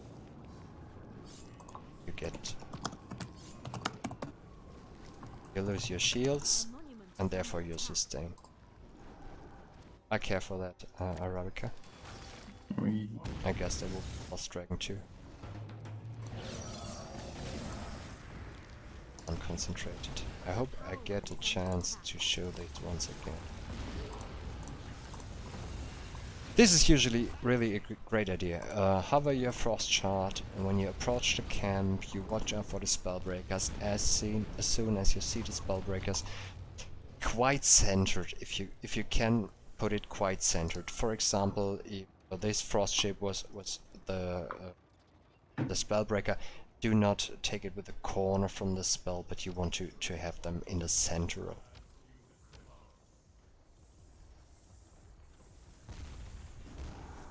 Probably camp. Watching for that spellbreaker. Got her, and our shields will be up. Not? Okay, I shielded infect crews. Even better. See time for a break. So they don't die. So good war. Also, what is one? So you're a bit faster. A super solid duchy here. I will care for his spawner.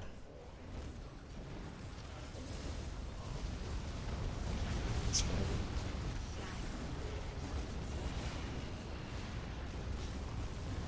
some void. What are you doing, guys? Mitch.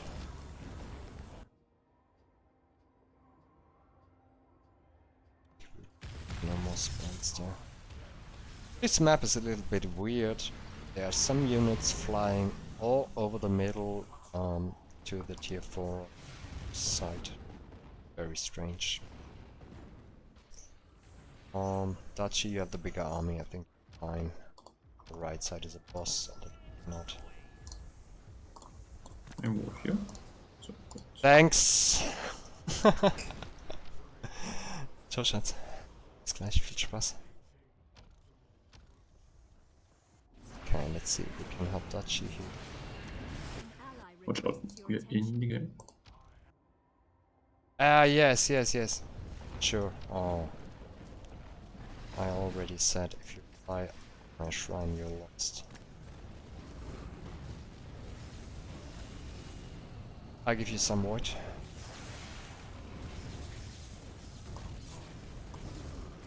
Think. Yeah, a bit uncoordinated.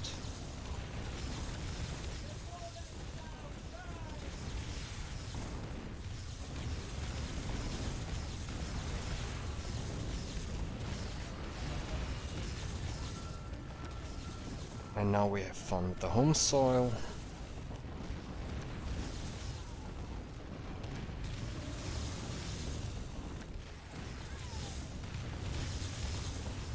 After both frostbite.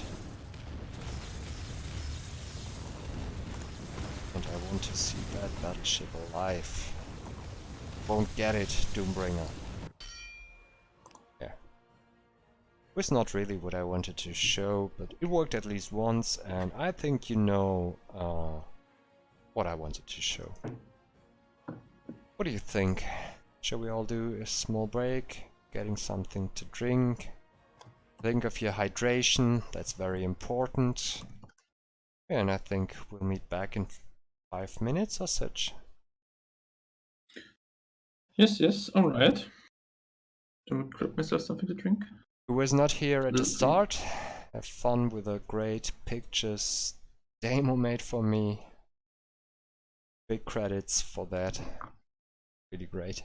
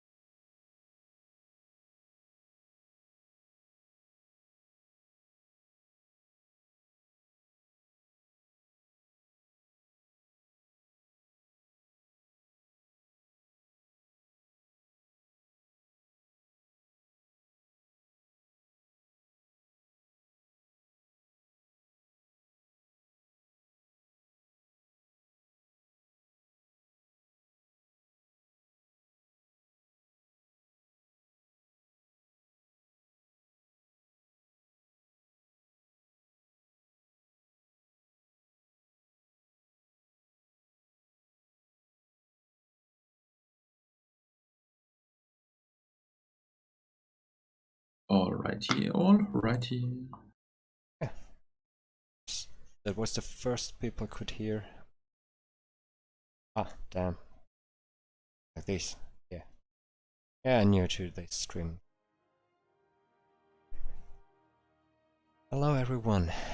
I'm back. Yeah, there was one thing that I had on my agenda. Did not talk about much so far. Do not want to speak about it in depth, but let's speak about shortly about spawn mechanics. Spawn mechanics are quite easy. I have the feeling not many players do really know what happens. And so let's speak about that. When do spawns happen? Why do they happen? And what could go wrong? The general rule of thumb, very easy. Whenever you spawn, whenever you hit a camp first, all attached camps start to spawn. I have learned yesterday only. Yeah, you play so long and then you learn still every day, every week you learn something. That this may not apply if you hit a shielded unit, only if they lose. It is said. I did not confirm so far. I'm not sure if we can see it here. Let's see if we can see it here. But I think Arabica hit before I did. Whenever you hit a camp, all connected camps directly in a line, connected camps. So we have one for Arabica, that's tier 3, and one for me. Oh, that is the tier 3. By the way, I hear all the time there are people following. I think thank you, Don Manos. I have not set it up quite correctly and did not perhaps thank all those people for your amazing support. 30 viewers, that's more than we have expected. The usual RPVE or PvE stream has about 5 viewers. That's really crazy. Wow. But back to the topic. Whenever you hit a camp, all connected camps start to spawn. And for a 9, this is very easy at the beginning. If you hit the tier 2, the tier 3 starts to spawn, nothing else. That's always the same. If you're playing a 9 and hit the tier 2, the tier 3 starts to spawn. And most of you will probably know that the tier 3 spawns always to the outer lane, while the tier 4 always goes to the inner lane. It's a bit different for solo play, for duo play, where in the solo play usually they walk to the last built monument. In the duo play it is completely weird, but the starting of a spawn is always like this. In any RPVE, on any level, if there is a spawner, it spawns if a directly connected camp is hit. And this can help you very lot. Okay, let's make this disappear, the red dots. As you can see very much on a map. I'm not sure if all of you are aware of that. You can see very much of a map of the pathing, even in the dark. So starting this map and assuming this would be a random map, I could see, it's only one path to the tier 4. If I hit the tier 3, sure how the let's see on this lane. That you could see. Okay, it could be quite close. I'm not sure. I have to scout first where the tier 3 is. What's below the tier 3? Oh, I have 2 lanes. I see one lane here. I see a shade in the dark. Here's the road is splitting. I have 2 lanes on the tier 3, so you know. You're experienced enough to read that. When you hit the tier 3, the tier 4 starts spawning, and one camp behind the tier 4 starts spawning. Let's see that in action on a side. Does the first hit anything? And this is true for any RPVE map, always and ever. And this can help you to avoid shitty situations, to call it like that. A thing that you often have is if you have a connection between the camp behind tier 4 and the tier 4, a close camp to the tier 4, this can give you really ugly situations. You can be up to 4 crossings in the worst place. And if you take your tier 4 without thinking, ooh, just running in, attack and nothing, and you did not see in the dark there's a close camp, it may happen that you trigger 4 spawns by hitting the tier 4, something is lured in, you hit it, and then you trigger 4 spawns. I've seen Stonekin maps failing because of that.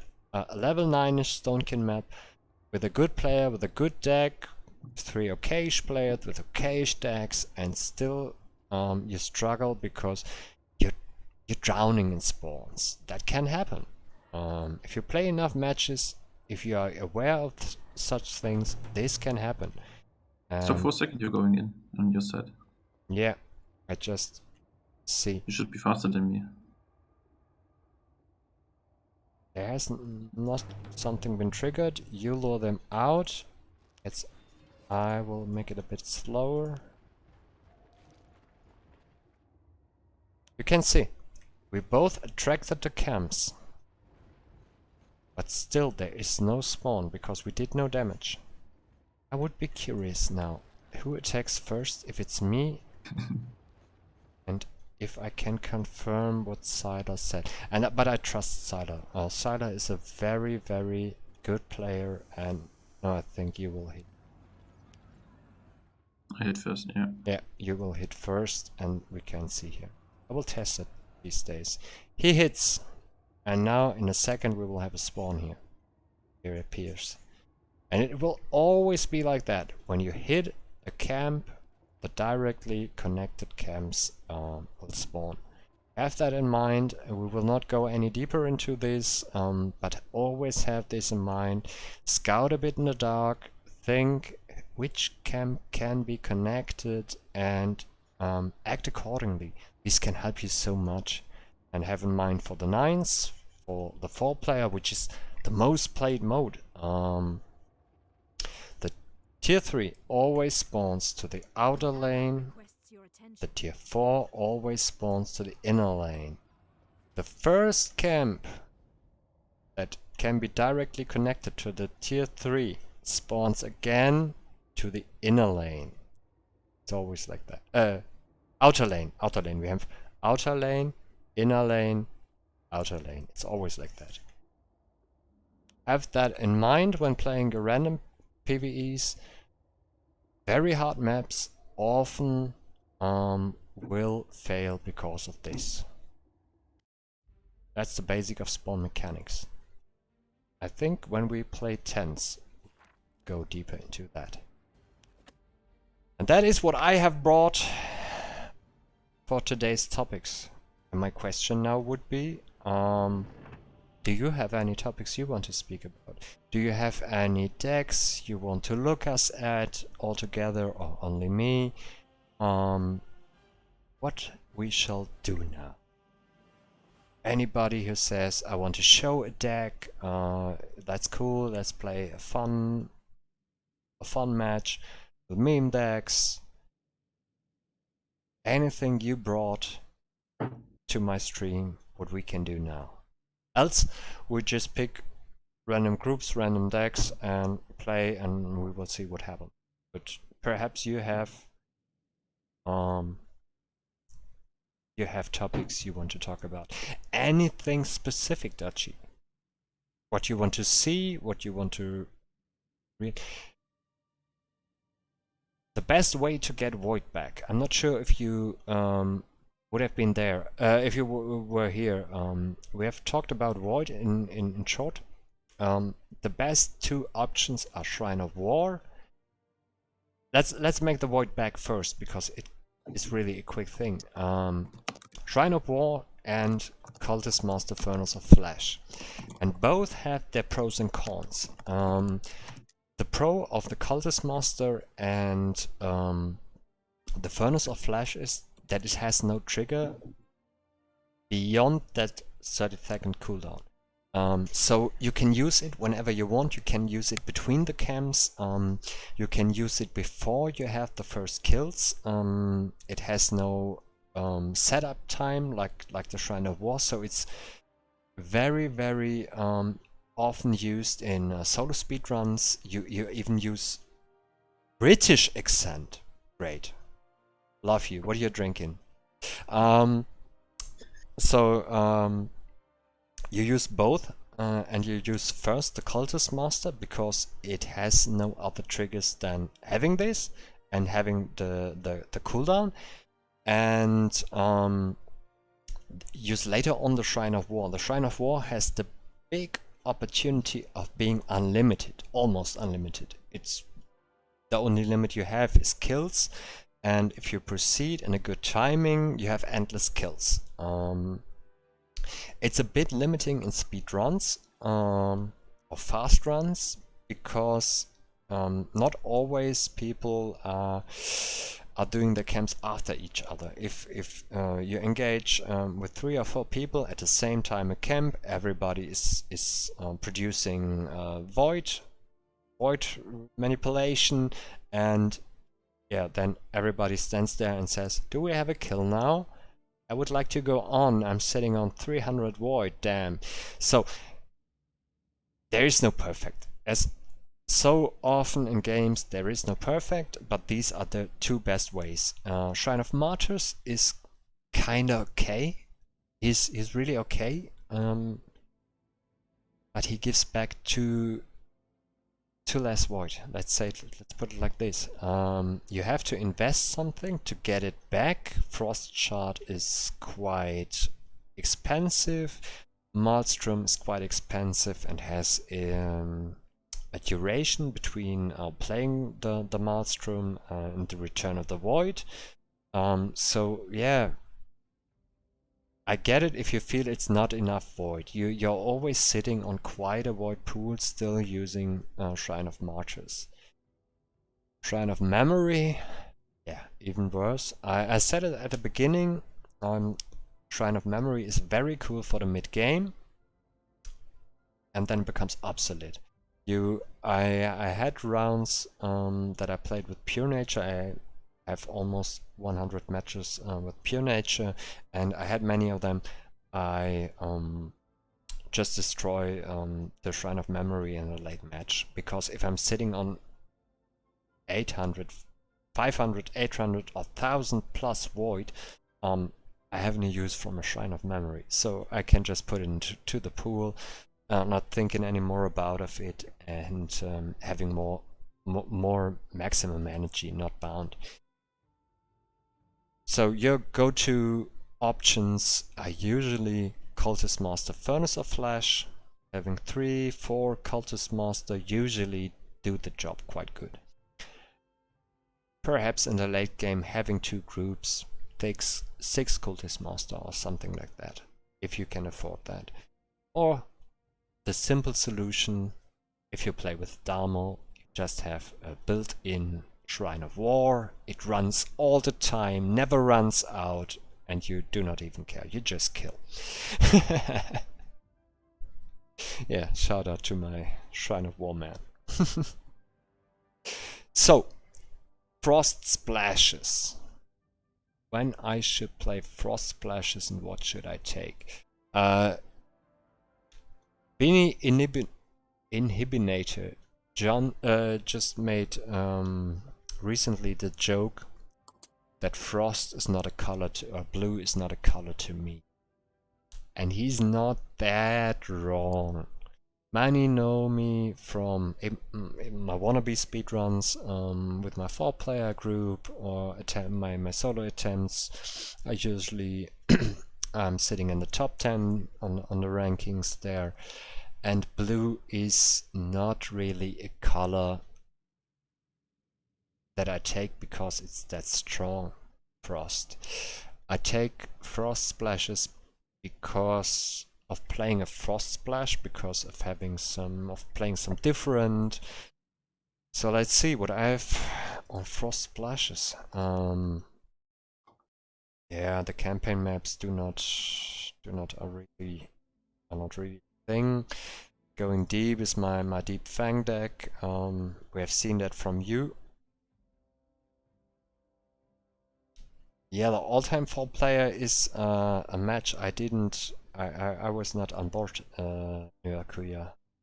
Do not remember. I was out before that. I think the only thing I contributed there was the Forsaken block for the Phoenix Return. I think so. The construction hut is quite OP. Yes. But what do you want to use it for? Please do not say wheels. Because I show you the problem. Please do not say wheels. So what do you want to use the construction hut for? If you have a frost splash anyway, you use the construction hut, for example, for the Shrine of War. That's super nice. Yeah, that's a really fun approach. Fun here. Fun approaches are always cool, but nah. I do not want to read that. The problem is, I show you. I do not need to show it. If you have the construction hut, you have a frost orb set, so you need a frost orb. If you want to play wheels, you have 2 green orbs blocked, so you have 1 left. And that is a scenario where you usually do not want to play wheels if you want to play good wheels. In my opinion. Yeah, let's speak about wheels.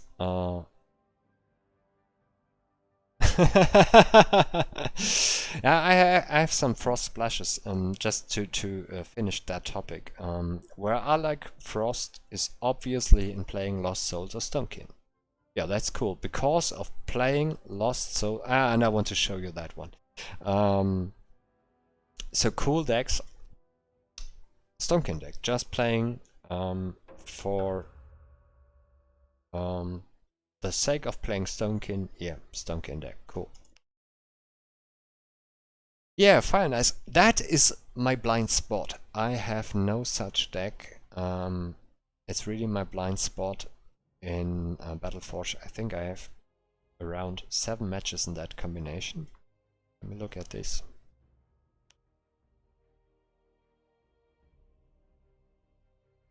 The Dachi fun deck where he plays Ice Age with So I can have a look. area Ice Shield. Put it in and only worms. I see light and dark, but it's cool. It's I would change some things. The topic is obviously worms. I'm supported by some spells. The fire spells always make a lot of fun. Oh yeah, it's a cool thing. I'm not sure if I have this deck. Is Radical still in stream? Can you show me if you are still in the stream your Comet Catcher? I like that one. I haven't rebuilt it. Radical, if you hear me, I want your Comet Catcher deck.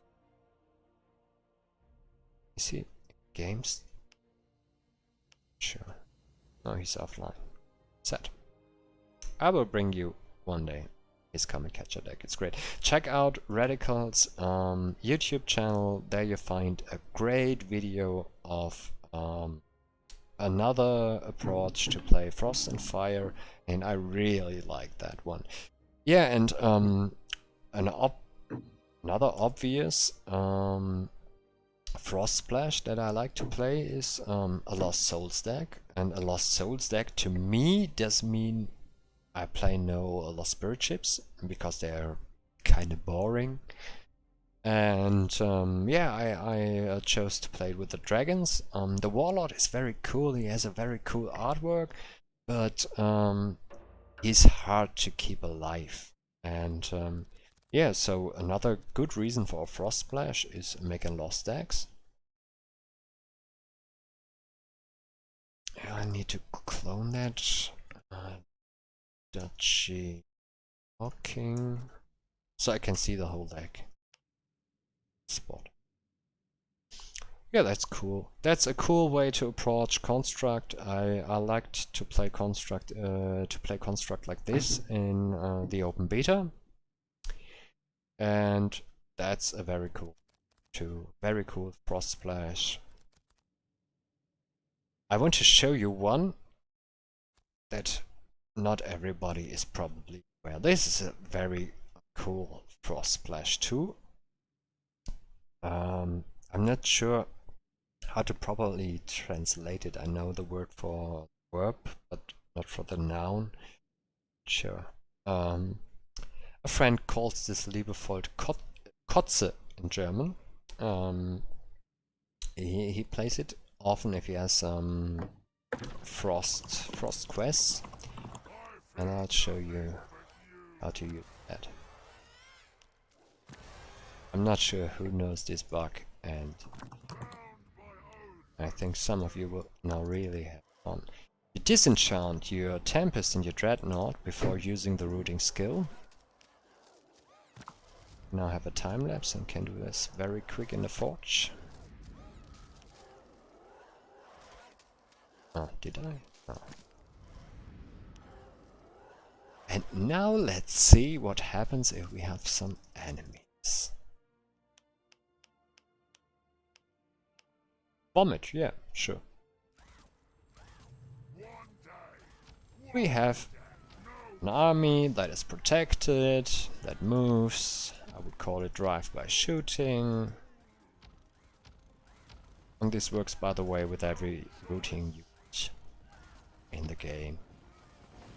I think this is a very, very nice fun deck. I hope those of you did not know it. Yeah, have fun with it.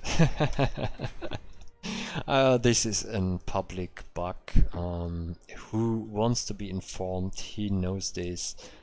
And I think, yeah, you can do it with Razor Shards. I think you have this deck from me. You can do this with Razor Shards. I had a third version with Necro Furies and Thornbarks. It was a army colored deck. You can do many funny things with that, and I have no I don't think it's a problem to share this because it's a public known bug. I think if it gets fixed, it's cool, and if it does not get fixed, fun with that too. Do they still root? Yeah, Big Red. They stand still, they do. It's always the same thing. If they stand still, they do their thing, and you can still move them. Root. Yeah, Razor. You need to enable teenager cards. But like we can play this for around feel like. And have some fun with it. So on the one hand it shoots, and you can move it, and it shoots. Yeah, it's quite fun. If you want to play this, I can strongly recommend using Greenpeace because Razor Leaves are not that strong. You have a long range, you can take out spawners with that, and if you have a really hard map, you would struggle with both. Both will struggle if maps are really getting hard. Yeah, that's another cool Frost Splash. So, do we just want to play some fun rounds If there are not any requests for going deeper or a little deeper into deck or going over your decks, I would just make a few random rounds and let's see what happens. I would play some decks I like. Anybody from the chat wants to join, just send me a message and we can play some randoms. Thanks for joining, Dutchy. Ah, the Hiko is on board. Very nice. Anybody else wants to join? Else, I will just open lobby.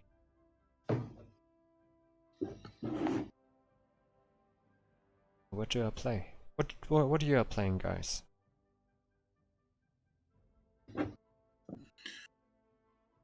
The Razor Leaf deck sounds pretty interesting, to be honest. Okay. I'm not sure if I'm concentrated enough to play a mobile routes now. Like if there's one game we can do this, then it's this one. The first one has the highest chance to succeed. Yeah, no. But I think the more player play such decks, less likely we will win it. I will play a more fun. Cool.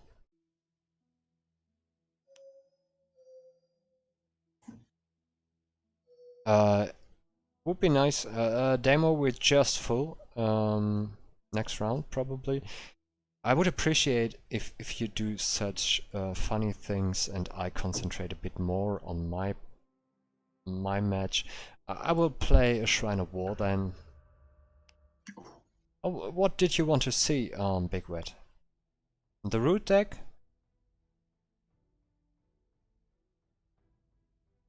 Oh, we will now need to wait the delay. What can I share with you? Yeah, sure. File.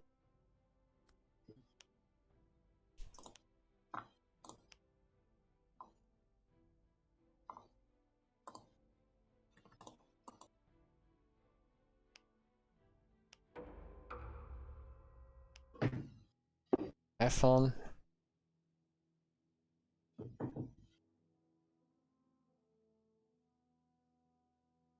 Yeah, sure, welcome. If anybody else is interested in decks, just whisper me. I think it's would be the easiest. Just send me a whisper via Discord, and yeah, I'm sharing all my decks. I have no problems with that. I'm sharing my solo wannabe speedrun decks. I share them I share everything. I will play a deck I'm very comfortable with, and I can very good talk and watch and read the chat a bit. I like this bandit deck so much. It's not really a bandit deck. I'm waiting for the Wasteland Terror so much. So nice.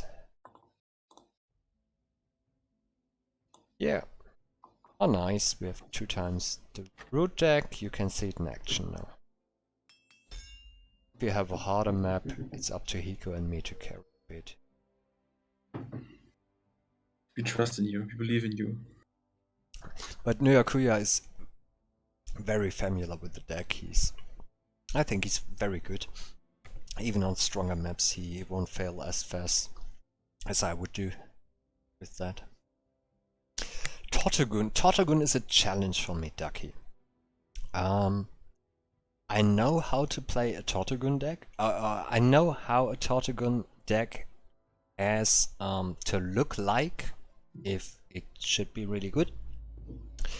But I struggled a bit to make it running. We can speak about Tortagun decks. I would love. Analyzing a replay, yeah, of course. Send me a replay via Discord and we can speak about your replays. That would be great. By the way, I pulled the camp, just for you to know. Okay, Got a cool. bit surprised. Yeah, with yeah. other stands, Okay, but- cool. Good to know. Oh, I have a hard one. I'm glad I have this deck. We can speak, of course, about your replays here. I would love to do that. Just send me replays via Discord and we will speak about replays. Damn, this is a tough one. Speaking at the beginning of a match is quite dangerous.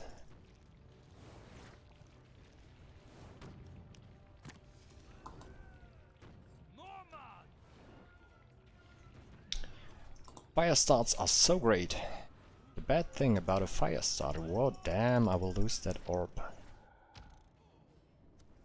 The bad thing about fire starts is if you have no Sunstriders, for this case you have to be very awake and to play it very on point. What I did actually not. Usually I would play this, better safe than sorry, go ahead at the beginning of the match and place 1 or 2 mines. And then this is rather easy. If you go ahead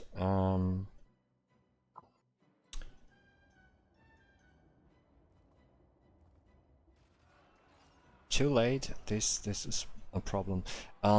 If What does Daimo, Ernst do? if Daimo would would share his deck, we can yeah, cool to know. If Daimo would share his deck, we can speak about Daimo's deck. I have spoken with Radical about Tortugun decks.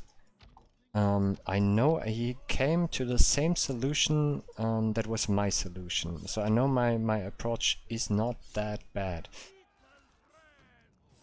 But in the field, it kinda sucked, but it's very micro-intensive. I'm not the best micro player, so it was probably just about me. But I know about the strategy and how it can work excellently. Yeah, I know many decks, but sometimes you have... I cannot play every deck in excellence, and sometimes I have to say, come back to me next week. You have to expect this. I think... you cannot know every answer to anything, and it's sometimes better to say nothing than say something wrong. Okay, you're already on tier 2. I will spare my... I will have spare energy, Arabica. I won't take the tier 2. If you have a oink Yeah, for me, I can do the eruptions. I'm on my way, yeah. Very nice. But We have a harder Lost Souls here. I like to show that. Bit of improvising. you can go if you want. Okay. Like, one wing and one eruption. Do we have wit? Yeah, we have wit. Yes, got your full program. Okay. I will erupt the spawner. This may seem inefficient to some campaign players, but it is a very cool way to deal with such things. Retreat now, because I have not the force to stand with 2 vigils, and now we take them out one by one. If you're able to take out all buildings, you're in a very comfortable position, because vigils do not many damage if you taken out all buildings. Okay, I will draw them into my orb.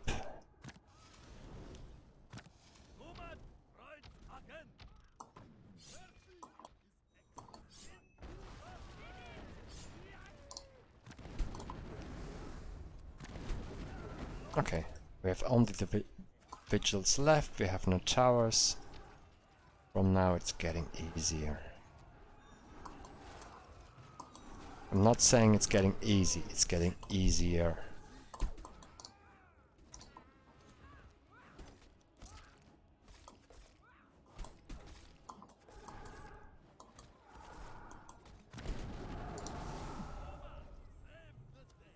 Yeah. For some reason, I do not have Search of Light in this deck, which is a bit unfortunate. Don't know where this one is missing, or went missing. in the making.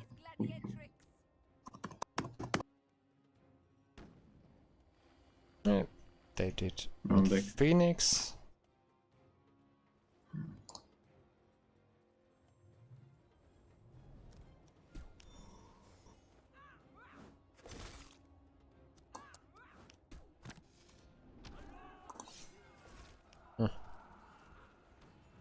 Wanted to do that.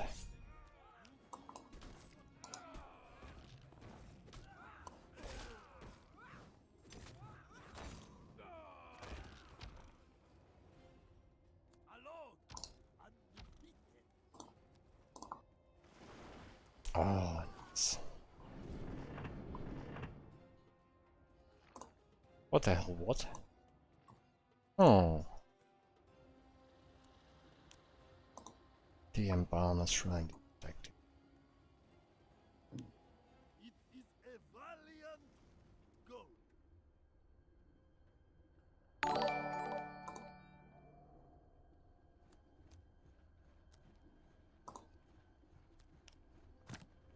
Oh damn, I hate when that happens. I need 3 anyway. Thank you! But,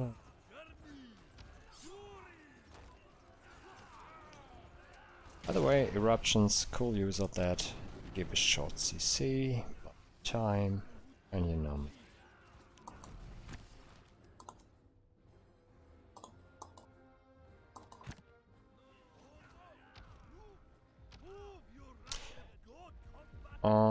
Give me a second, I would like to raise my last booster, and then I have energy for you. We can proceed whenever you Shush. want. I would like to wait for one more wave so we get the void back. Yeah, cool. I have all the juicy double shadow spells. Oh.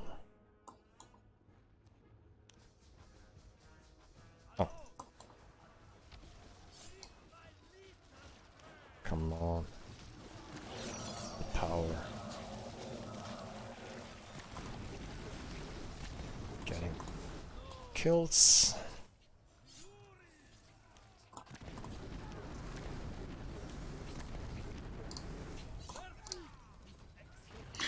I'm coming.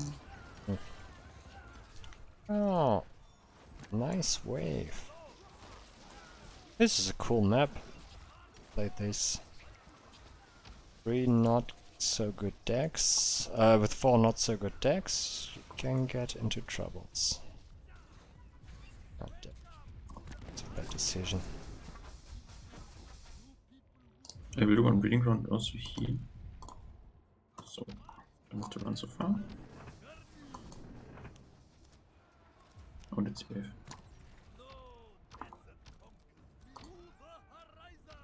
Yeah, I will go for the middle if you want.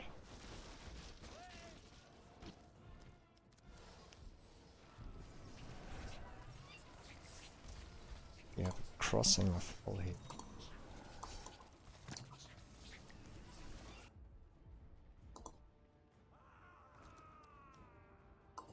Your forces are under attack.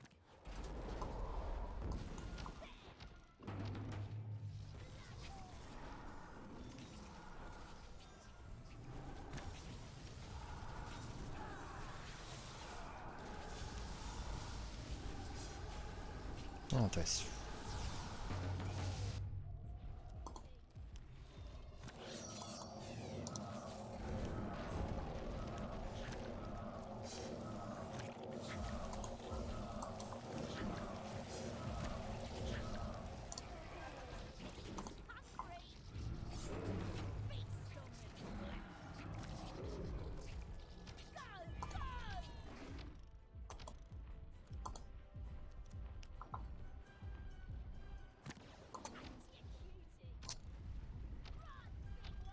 Do you still need the breeding grounds?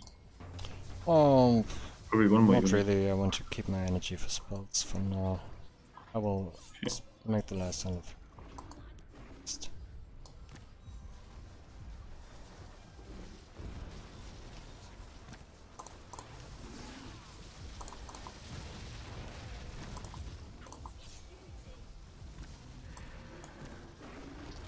If you play Bandit Killers, you should consider to throw in your Unity after the pull. If you're not sure to can take out the dancers, spellbreakers, use your Unity after the sure that makes things easy.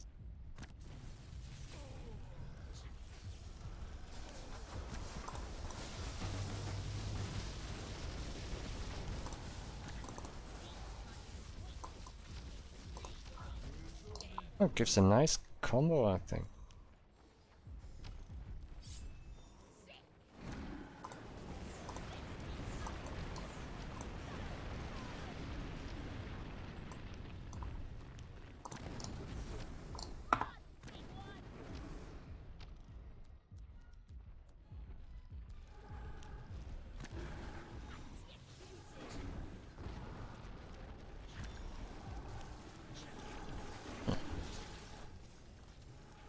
Why are you so fast? Yeah, I've played this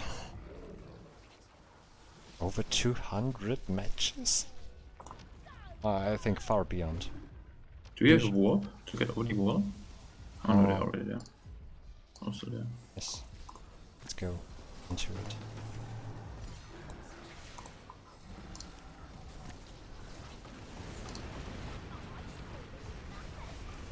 And you see, I think it was Dachi who said spells over unit. You see the devastating damage spells do.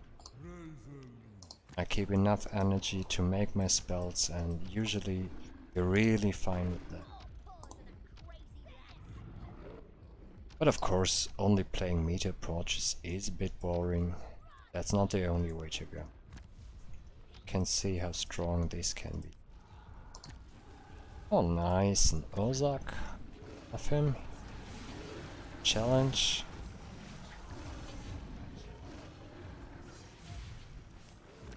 Let's get some fast kills. Spin it down.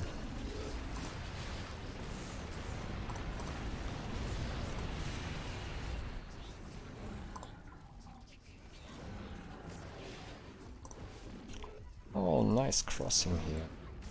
Now things get funny.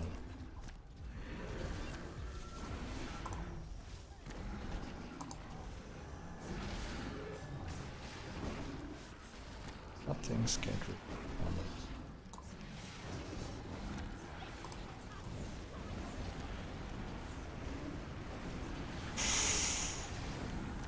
A horn?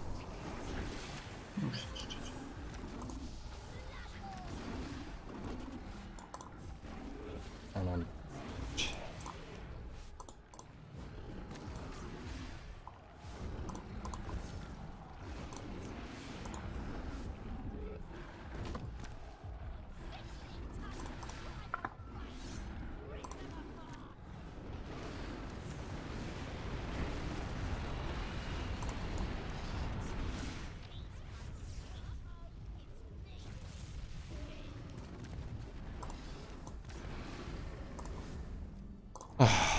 missing the last eruption.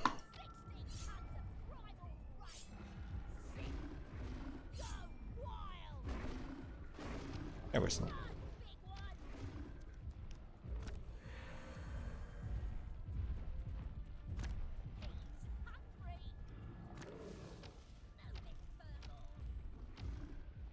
To get spellbreakers now. And this one.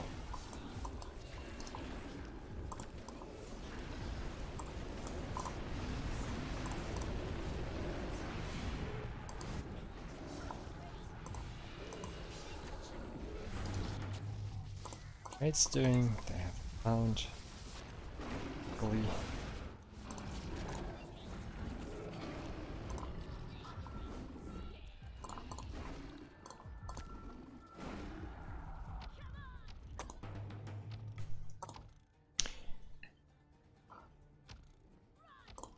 As I was alone, I left you a wave.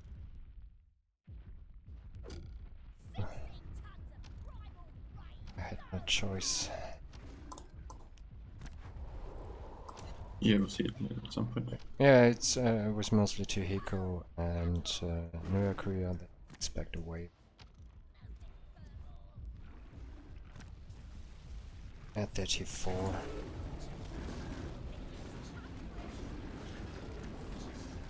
Yeah. Got it.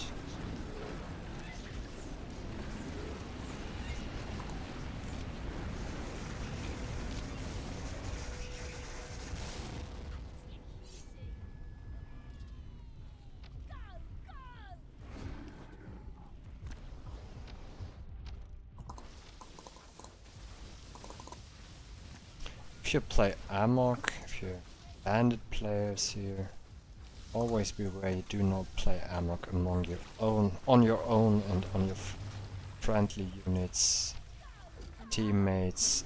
That enables friendly out there with us.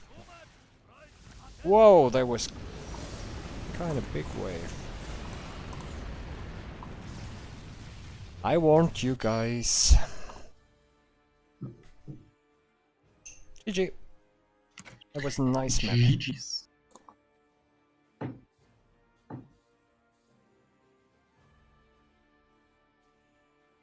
Oh, Roland, what is your favorite card, Harvey or Phoenix? That's a classic Roland question. There's only That's a one answer classic, to this really. one. That's a classic. Favorite in terms of strength. You can't even discuss this. It's a pure fact. Phoenix is the absolute overkill tier 2. That's a fact. It's like that. Strongest tier 2 option from all tier 2 options is Phoenix. If you know what to do, how to do, nothing can challenge with Phoenix tier 2. But in fact, I often play a Harvester. Nuyakuya, who just played around with us, just said again today, it's no fun to use them in a not speedrun. Yeah, it's too easy with Phoenix, if you know what to do. I like to play Harvesters, just for the sake of playing in Harvester, yeah. I'm not sure if you have seen, even in some other decks I've shown, for example, a Lost Souls. I'm playing a Lost Dancers, because they're not the strongest option, just to play a different tier 2. There are many options. If I had to decide between Harvester and Phoenix, I usually take the Harvester, but if I know I need something strong, I will take the Phoenix for sure. Phoenix is way better. I'm not sure what happens when I go to the desktop. I hope the screen does not freeze too much for you. Just show if I can catch demo. It's,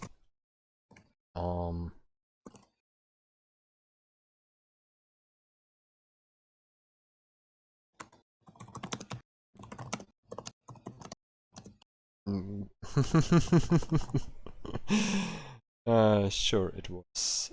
I was told the disenchant bug was not public. Yeah, it was. I know it was. So Damon's asking if you want to play the level 10 of the month. So if you would like to play this or not, or if you want to keep inviting players. Shift on level 9. So what the chat wants probably. If you're still someone who wants to see a level 10 with some players still want to suggest deck, request decks, and we show them what you can all of we can do. You just spoke to demo or what? I'm not sure. No, to you. Okay.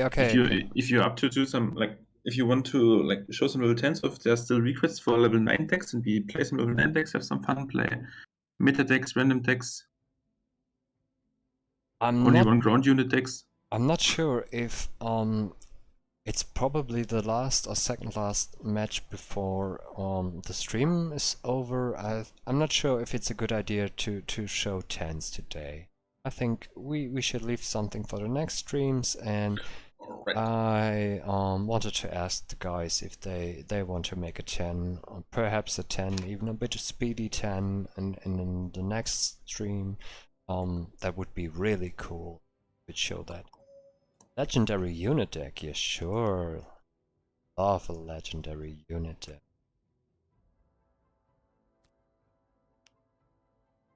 That's mine.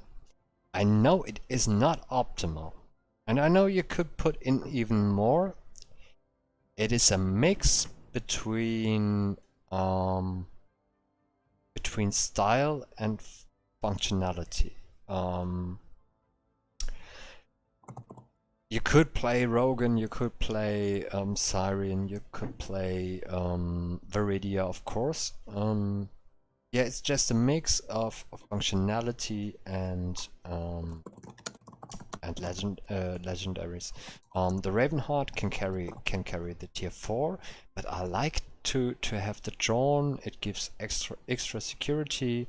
I know you can make Ravenheart decks way faster, way stronger, but yeah. This is my approach for the legendaries. I like it very much. Mo has style, I like him. John has style, I like him. The Ravenhearts carry. It's a very cool, very strong deck. I would like to see yours. Was it you that played the legendary deck a few matches ago? I would like to see yours too. If you don't mind. And Totogan was asked. I'm not sure if I have saved it. Damn, did not save it probably. So we can only speak about that. If Demo comes and shares his, we can. If he shares, can look about his. If you have one, sure.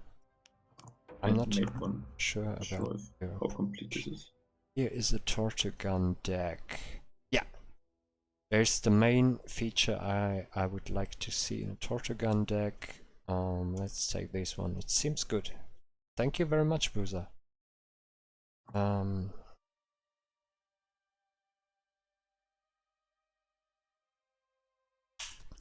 So everybody who has oh yeah, we can do this as the last thing. Right. That's cool. We will go over the Tortugan deck and then we'll watch your replay, and I think it should be enough for today. Another Tortugan deck. Beat me. Beat. Nah, I call it Tort Ducky. Let's go over both. How do you feed your Tortugan Ducky? That's a question. I'm not sure. You're doing this with infect crawlers, undead armies, like that? Okay, okay. The usual approach to play a Tortugan deck was play Tortugan, and whenever the hunger bar is over, you play another Tortugan beside it and get your charge back. And that is a very, very poor way of playing a Tortugan deck. Yeah, it's cool, it's the most efficient way, but it's very sad because you have this hunger mechanic and you want to use it usually, and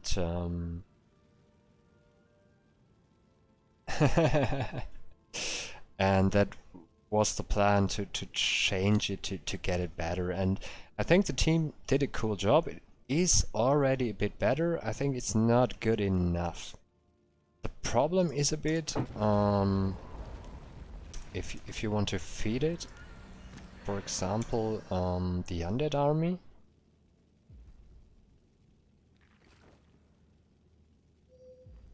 Let's see. Yeah, I'm eating almost 10 seconds to get... Yeah, I know, Buza. I know, Buza. I will come to yours. It's very good that we have it in this order. So I almost need 10 seconds to eat half of the hunger bar and have it full again. So it does not really work as intended from the team. Anybody from the team watches, could make it a bit faster. Please, please. It would be so cool if you could play a Tortugan deck with the 2-splash shadow spells and eat all the remainings that you have at the end of a fight usually. That would be a cool way to play Tortugan. Really, make this happen. It would be so great. I think a better approach, and I know it's the approach that, for example, Radical took, and I think Demo has the same approach. It's something like this. When I came to Tortugan, back to Tortugan, I stumbled over the Ember Strike, which spawns Undays, so you have more HP available at the moment, and it has a quite okay HP pool for its energy cost. And as you have seen, half Tortugan is almost full. Ember Strikes are probably the way to play Tortugans at the moment. And yeah, I like this deck very much, Buza, from this point. Let's see over the rest. We have a red cluster, you want that. I would probably want to see, I'm not sure what to cut now, just from what's missing. I would like to have an Inferno here, which would get buffed lately. I'm not sure what the blue offering is for. I'm not sure if that makes sense. I would probably cut this for an Inferno. I have the Unholy Hero, which is great on the Tortugan. It has insane damage. 8,400. And is it the long range? Is it a knockback? Oh, you used a knockback? Huh. Yeah. Isn't the blue the better one? Who's that?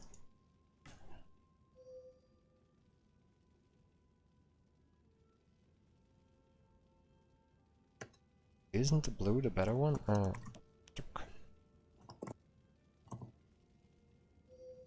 No, the red is the better one. Yeah, I have a request to watch over a replay, and as I'm very tired after 3 hours of stream, I would say let's play tens next time and watch over the requested replay. I think that's a nice outro for such a long streaming day. I've talked much today, and I think it's a very cool replay. I'm not sure what we will see. Yeah, let me get that. What did I get here? 1 second, please. Arabica, entertain the masses for a second, please. I will try my absolute best, but I just opened your screen, so I have to look what you see. Oh no, it's Tortugan's actually fun. Like a fun fact, when I tried out the Tortugan deck and I wasn't sure whether to use the red or the blue one, I was looking for the difference on the two Tortugans, and I thought like the blue one is better because it is L knockback, and I never got what the advantage of the red Tortugan was. Yes, I just But saying. someone just there's like this little sentence. It has an extra large range of 50 meters or something, but this took me ages to figure out. Like I think even have to you or Demo, like someone wanted to also put them in the Word document side by side and compare the text where the difference was. So at least I'm not alone with not finding the difference of the affinities of the Tortugans. I am disappointed, White Truth. I hope I can say What kind of coffee do I like? Like the answer to this, unfortunately, has to be that I'm not even a coffee drinker. I don't drink coffee at all. I tried it once when I was like 14 and I absolutely hated it.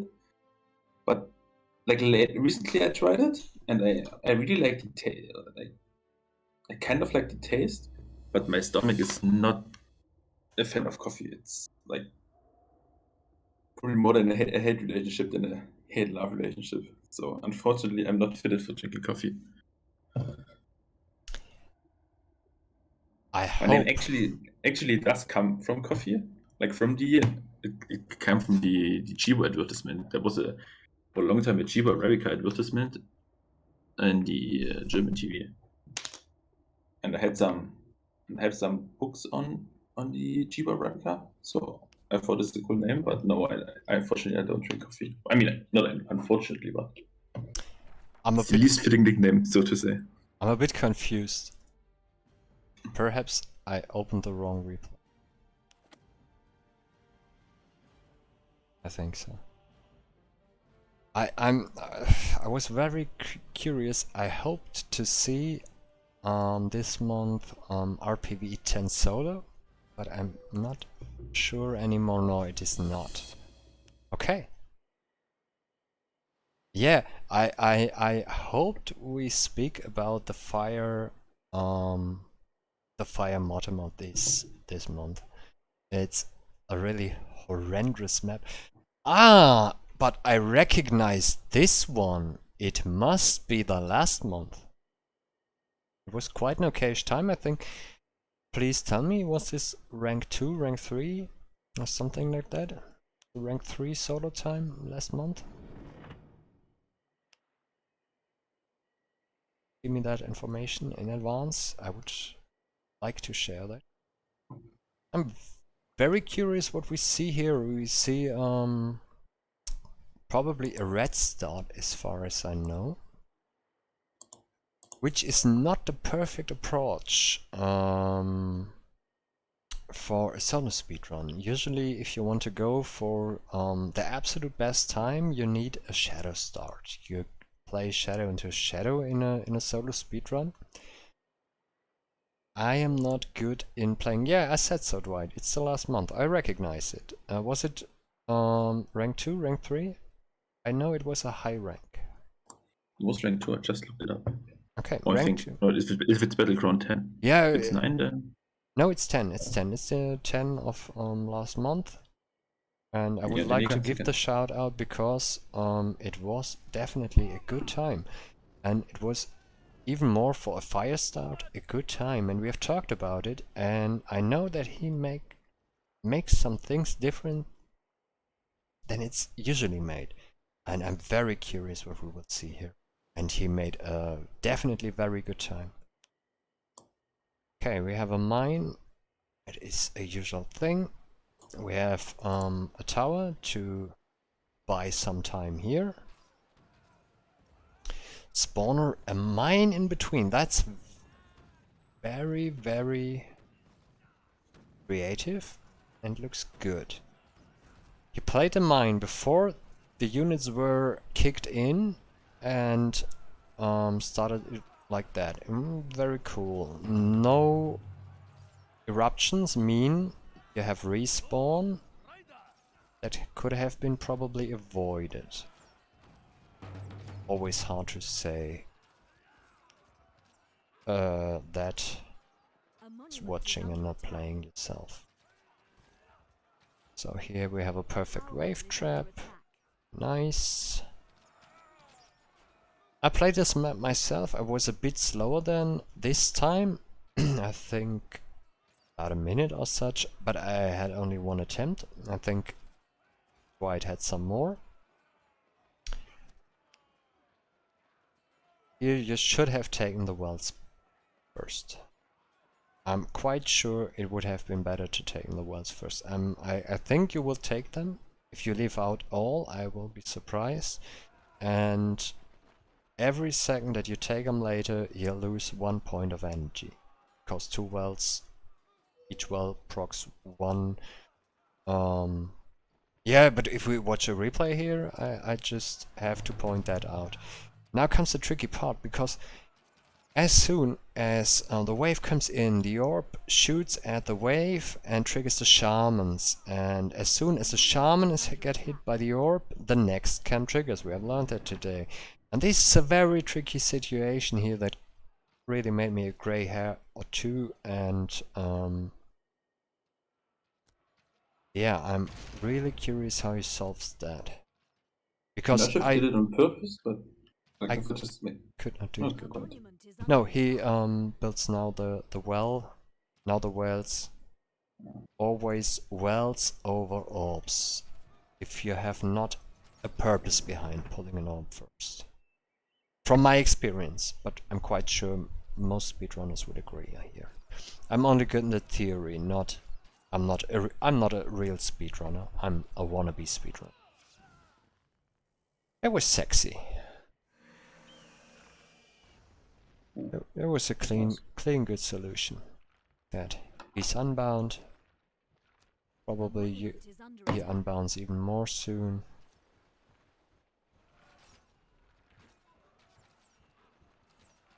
Okay. Now I'm... Yeah, it comes... No, it does not come back because the shrines are not active anymore.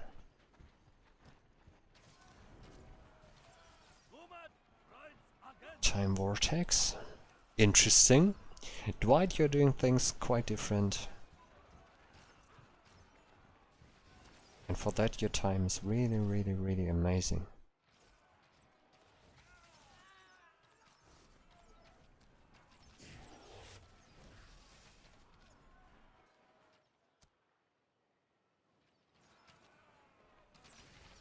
Yeah, Time Vortex is a super strong tower.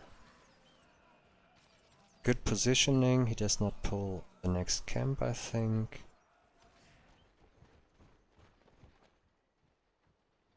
As said before, spawner mechanics in solo. After he had built that orb, he does not need to repair it. Very cool, very good, because spawn does not attack there.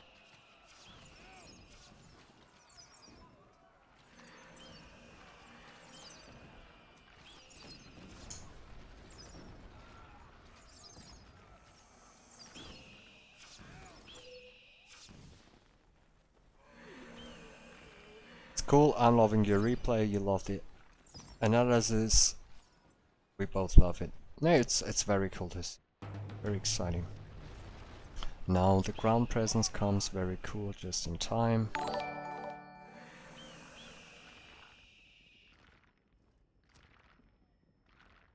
Yeah, wells before orbs, very good. Thank you, the turtler.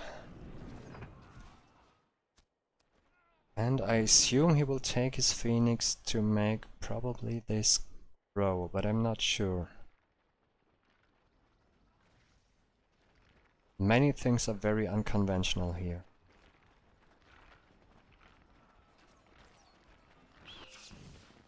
By the way, very cool that you share it. Not everybody on rank 2 shares his replays. It's, I think, always exciting for people who have not seen such things. And I know you're quite new in this business. I love that you share that. A great attitude. We have a green one. We have... So he can't pull a material for now, but he can pull a Shrine of War and an Ami Monument. This is a smart move, by the way. He's parking his Phoenix to getting attacked. I'm not sure Orb can reach it. Probably it's even enough space here, and he has totally the web totally trapped the wave. It's very cool move. Okay, at least bought some time. And now heal the Phoenix if he wants. Yes, he does. Cool. Two. Ah, okay. I just get the information. The orb was risen before the wells.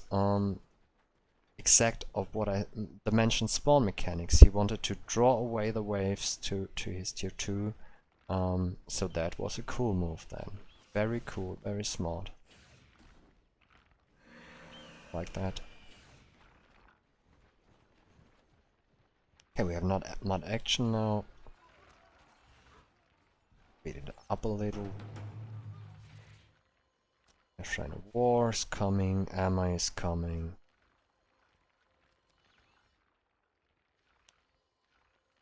If you are people that play buff material, not that experienced, if you're coming in this orb order, it comes with With the advance, you can switch your orb for free.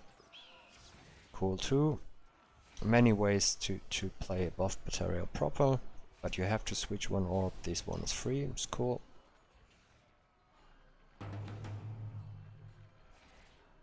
A monument is under attack. Not too hasty in eliminating the waves. Very solid.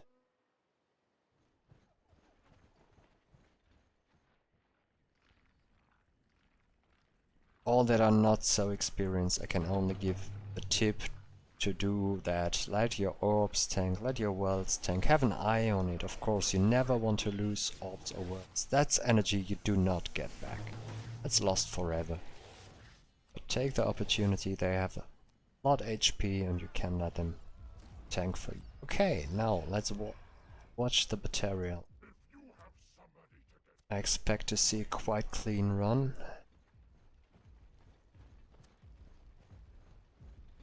At least very much better than we see in daily 4-player runs. A buff now, please. Okay, the small camp dies out. A monument is under attack.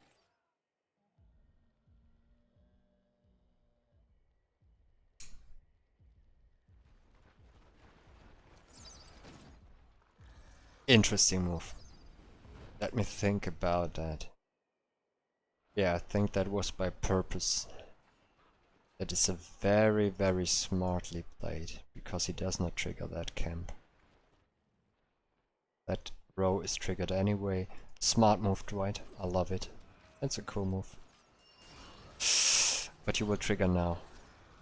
Yeah. But the idea was good. Yeah. It spawned anyway. Smart idea. Sadly did not work out.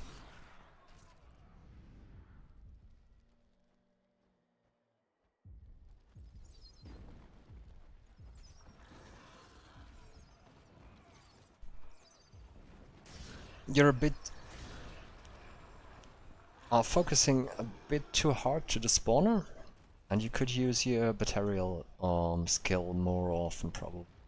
If you're standing quite here, hit with a long mace, you hit the spawner, you burn down almost. I think here it was possible in this camp, but I'm not sure. To burn down everything in one move. I think I've not seen you using the ability once.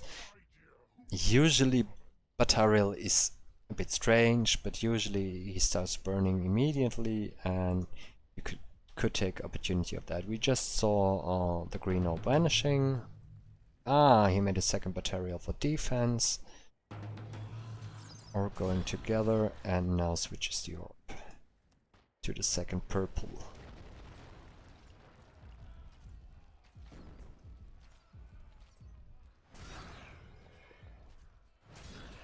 That's an important move for players who want to play buff material. Usually you want to start with 2 green in any order, and you will switch away, you have to switch away 1 green orb to play a proper material. You need, on Bandit, on Stonekin maps, on Twilight maps, you need a red orb, and you need 2 purple orbs to play proper buff material. Cool. Bandit Gunner was blocked. Seed, very good. I did not manage it very good in this camp.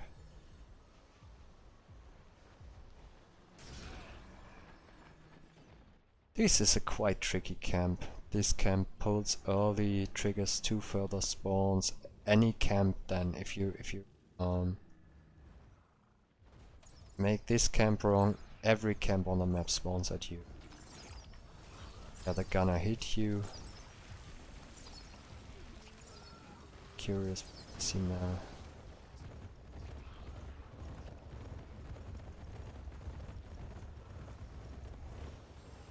It's the second material waiting.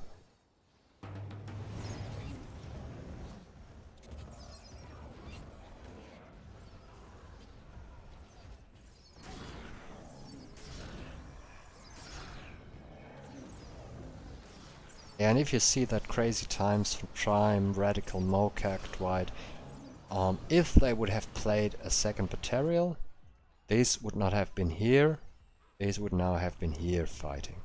But I can't manage 2 Materials at a time. I understand and blame no one for not doing it like that. Just to explain one factor in people beating you about 3-4 minutes. On the one hand, not possible to keep that time with the red start, and yeah, they would in such a situation they would drive 2 battalions at once. Nice, the buff is there.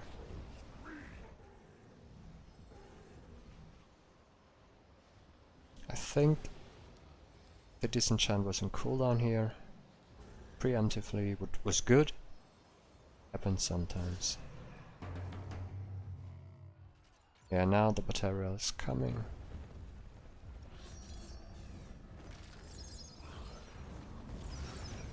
It's buffed.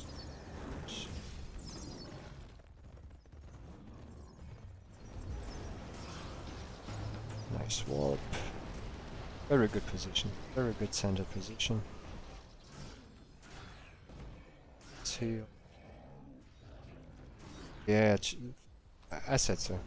Oh, driving 2 Materials is really a tough job. I don't manage it either.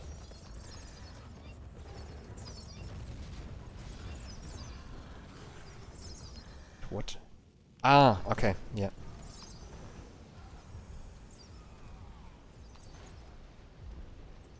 I just wondered why he was paralyzed, but he was center of the deck. It's been a long day.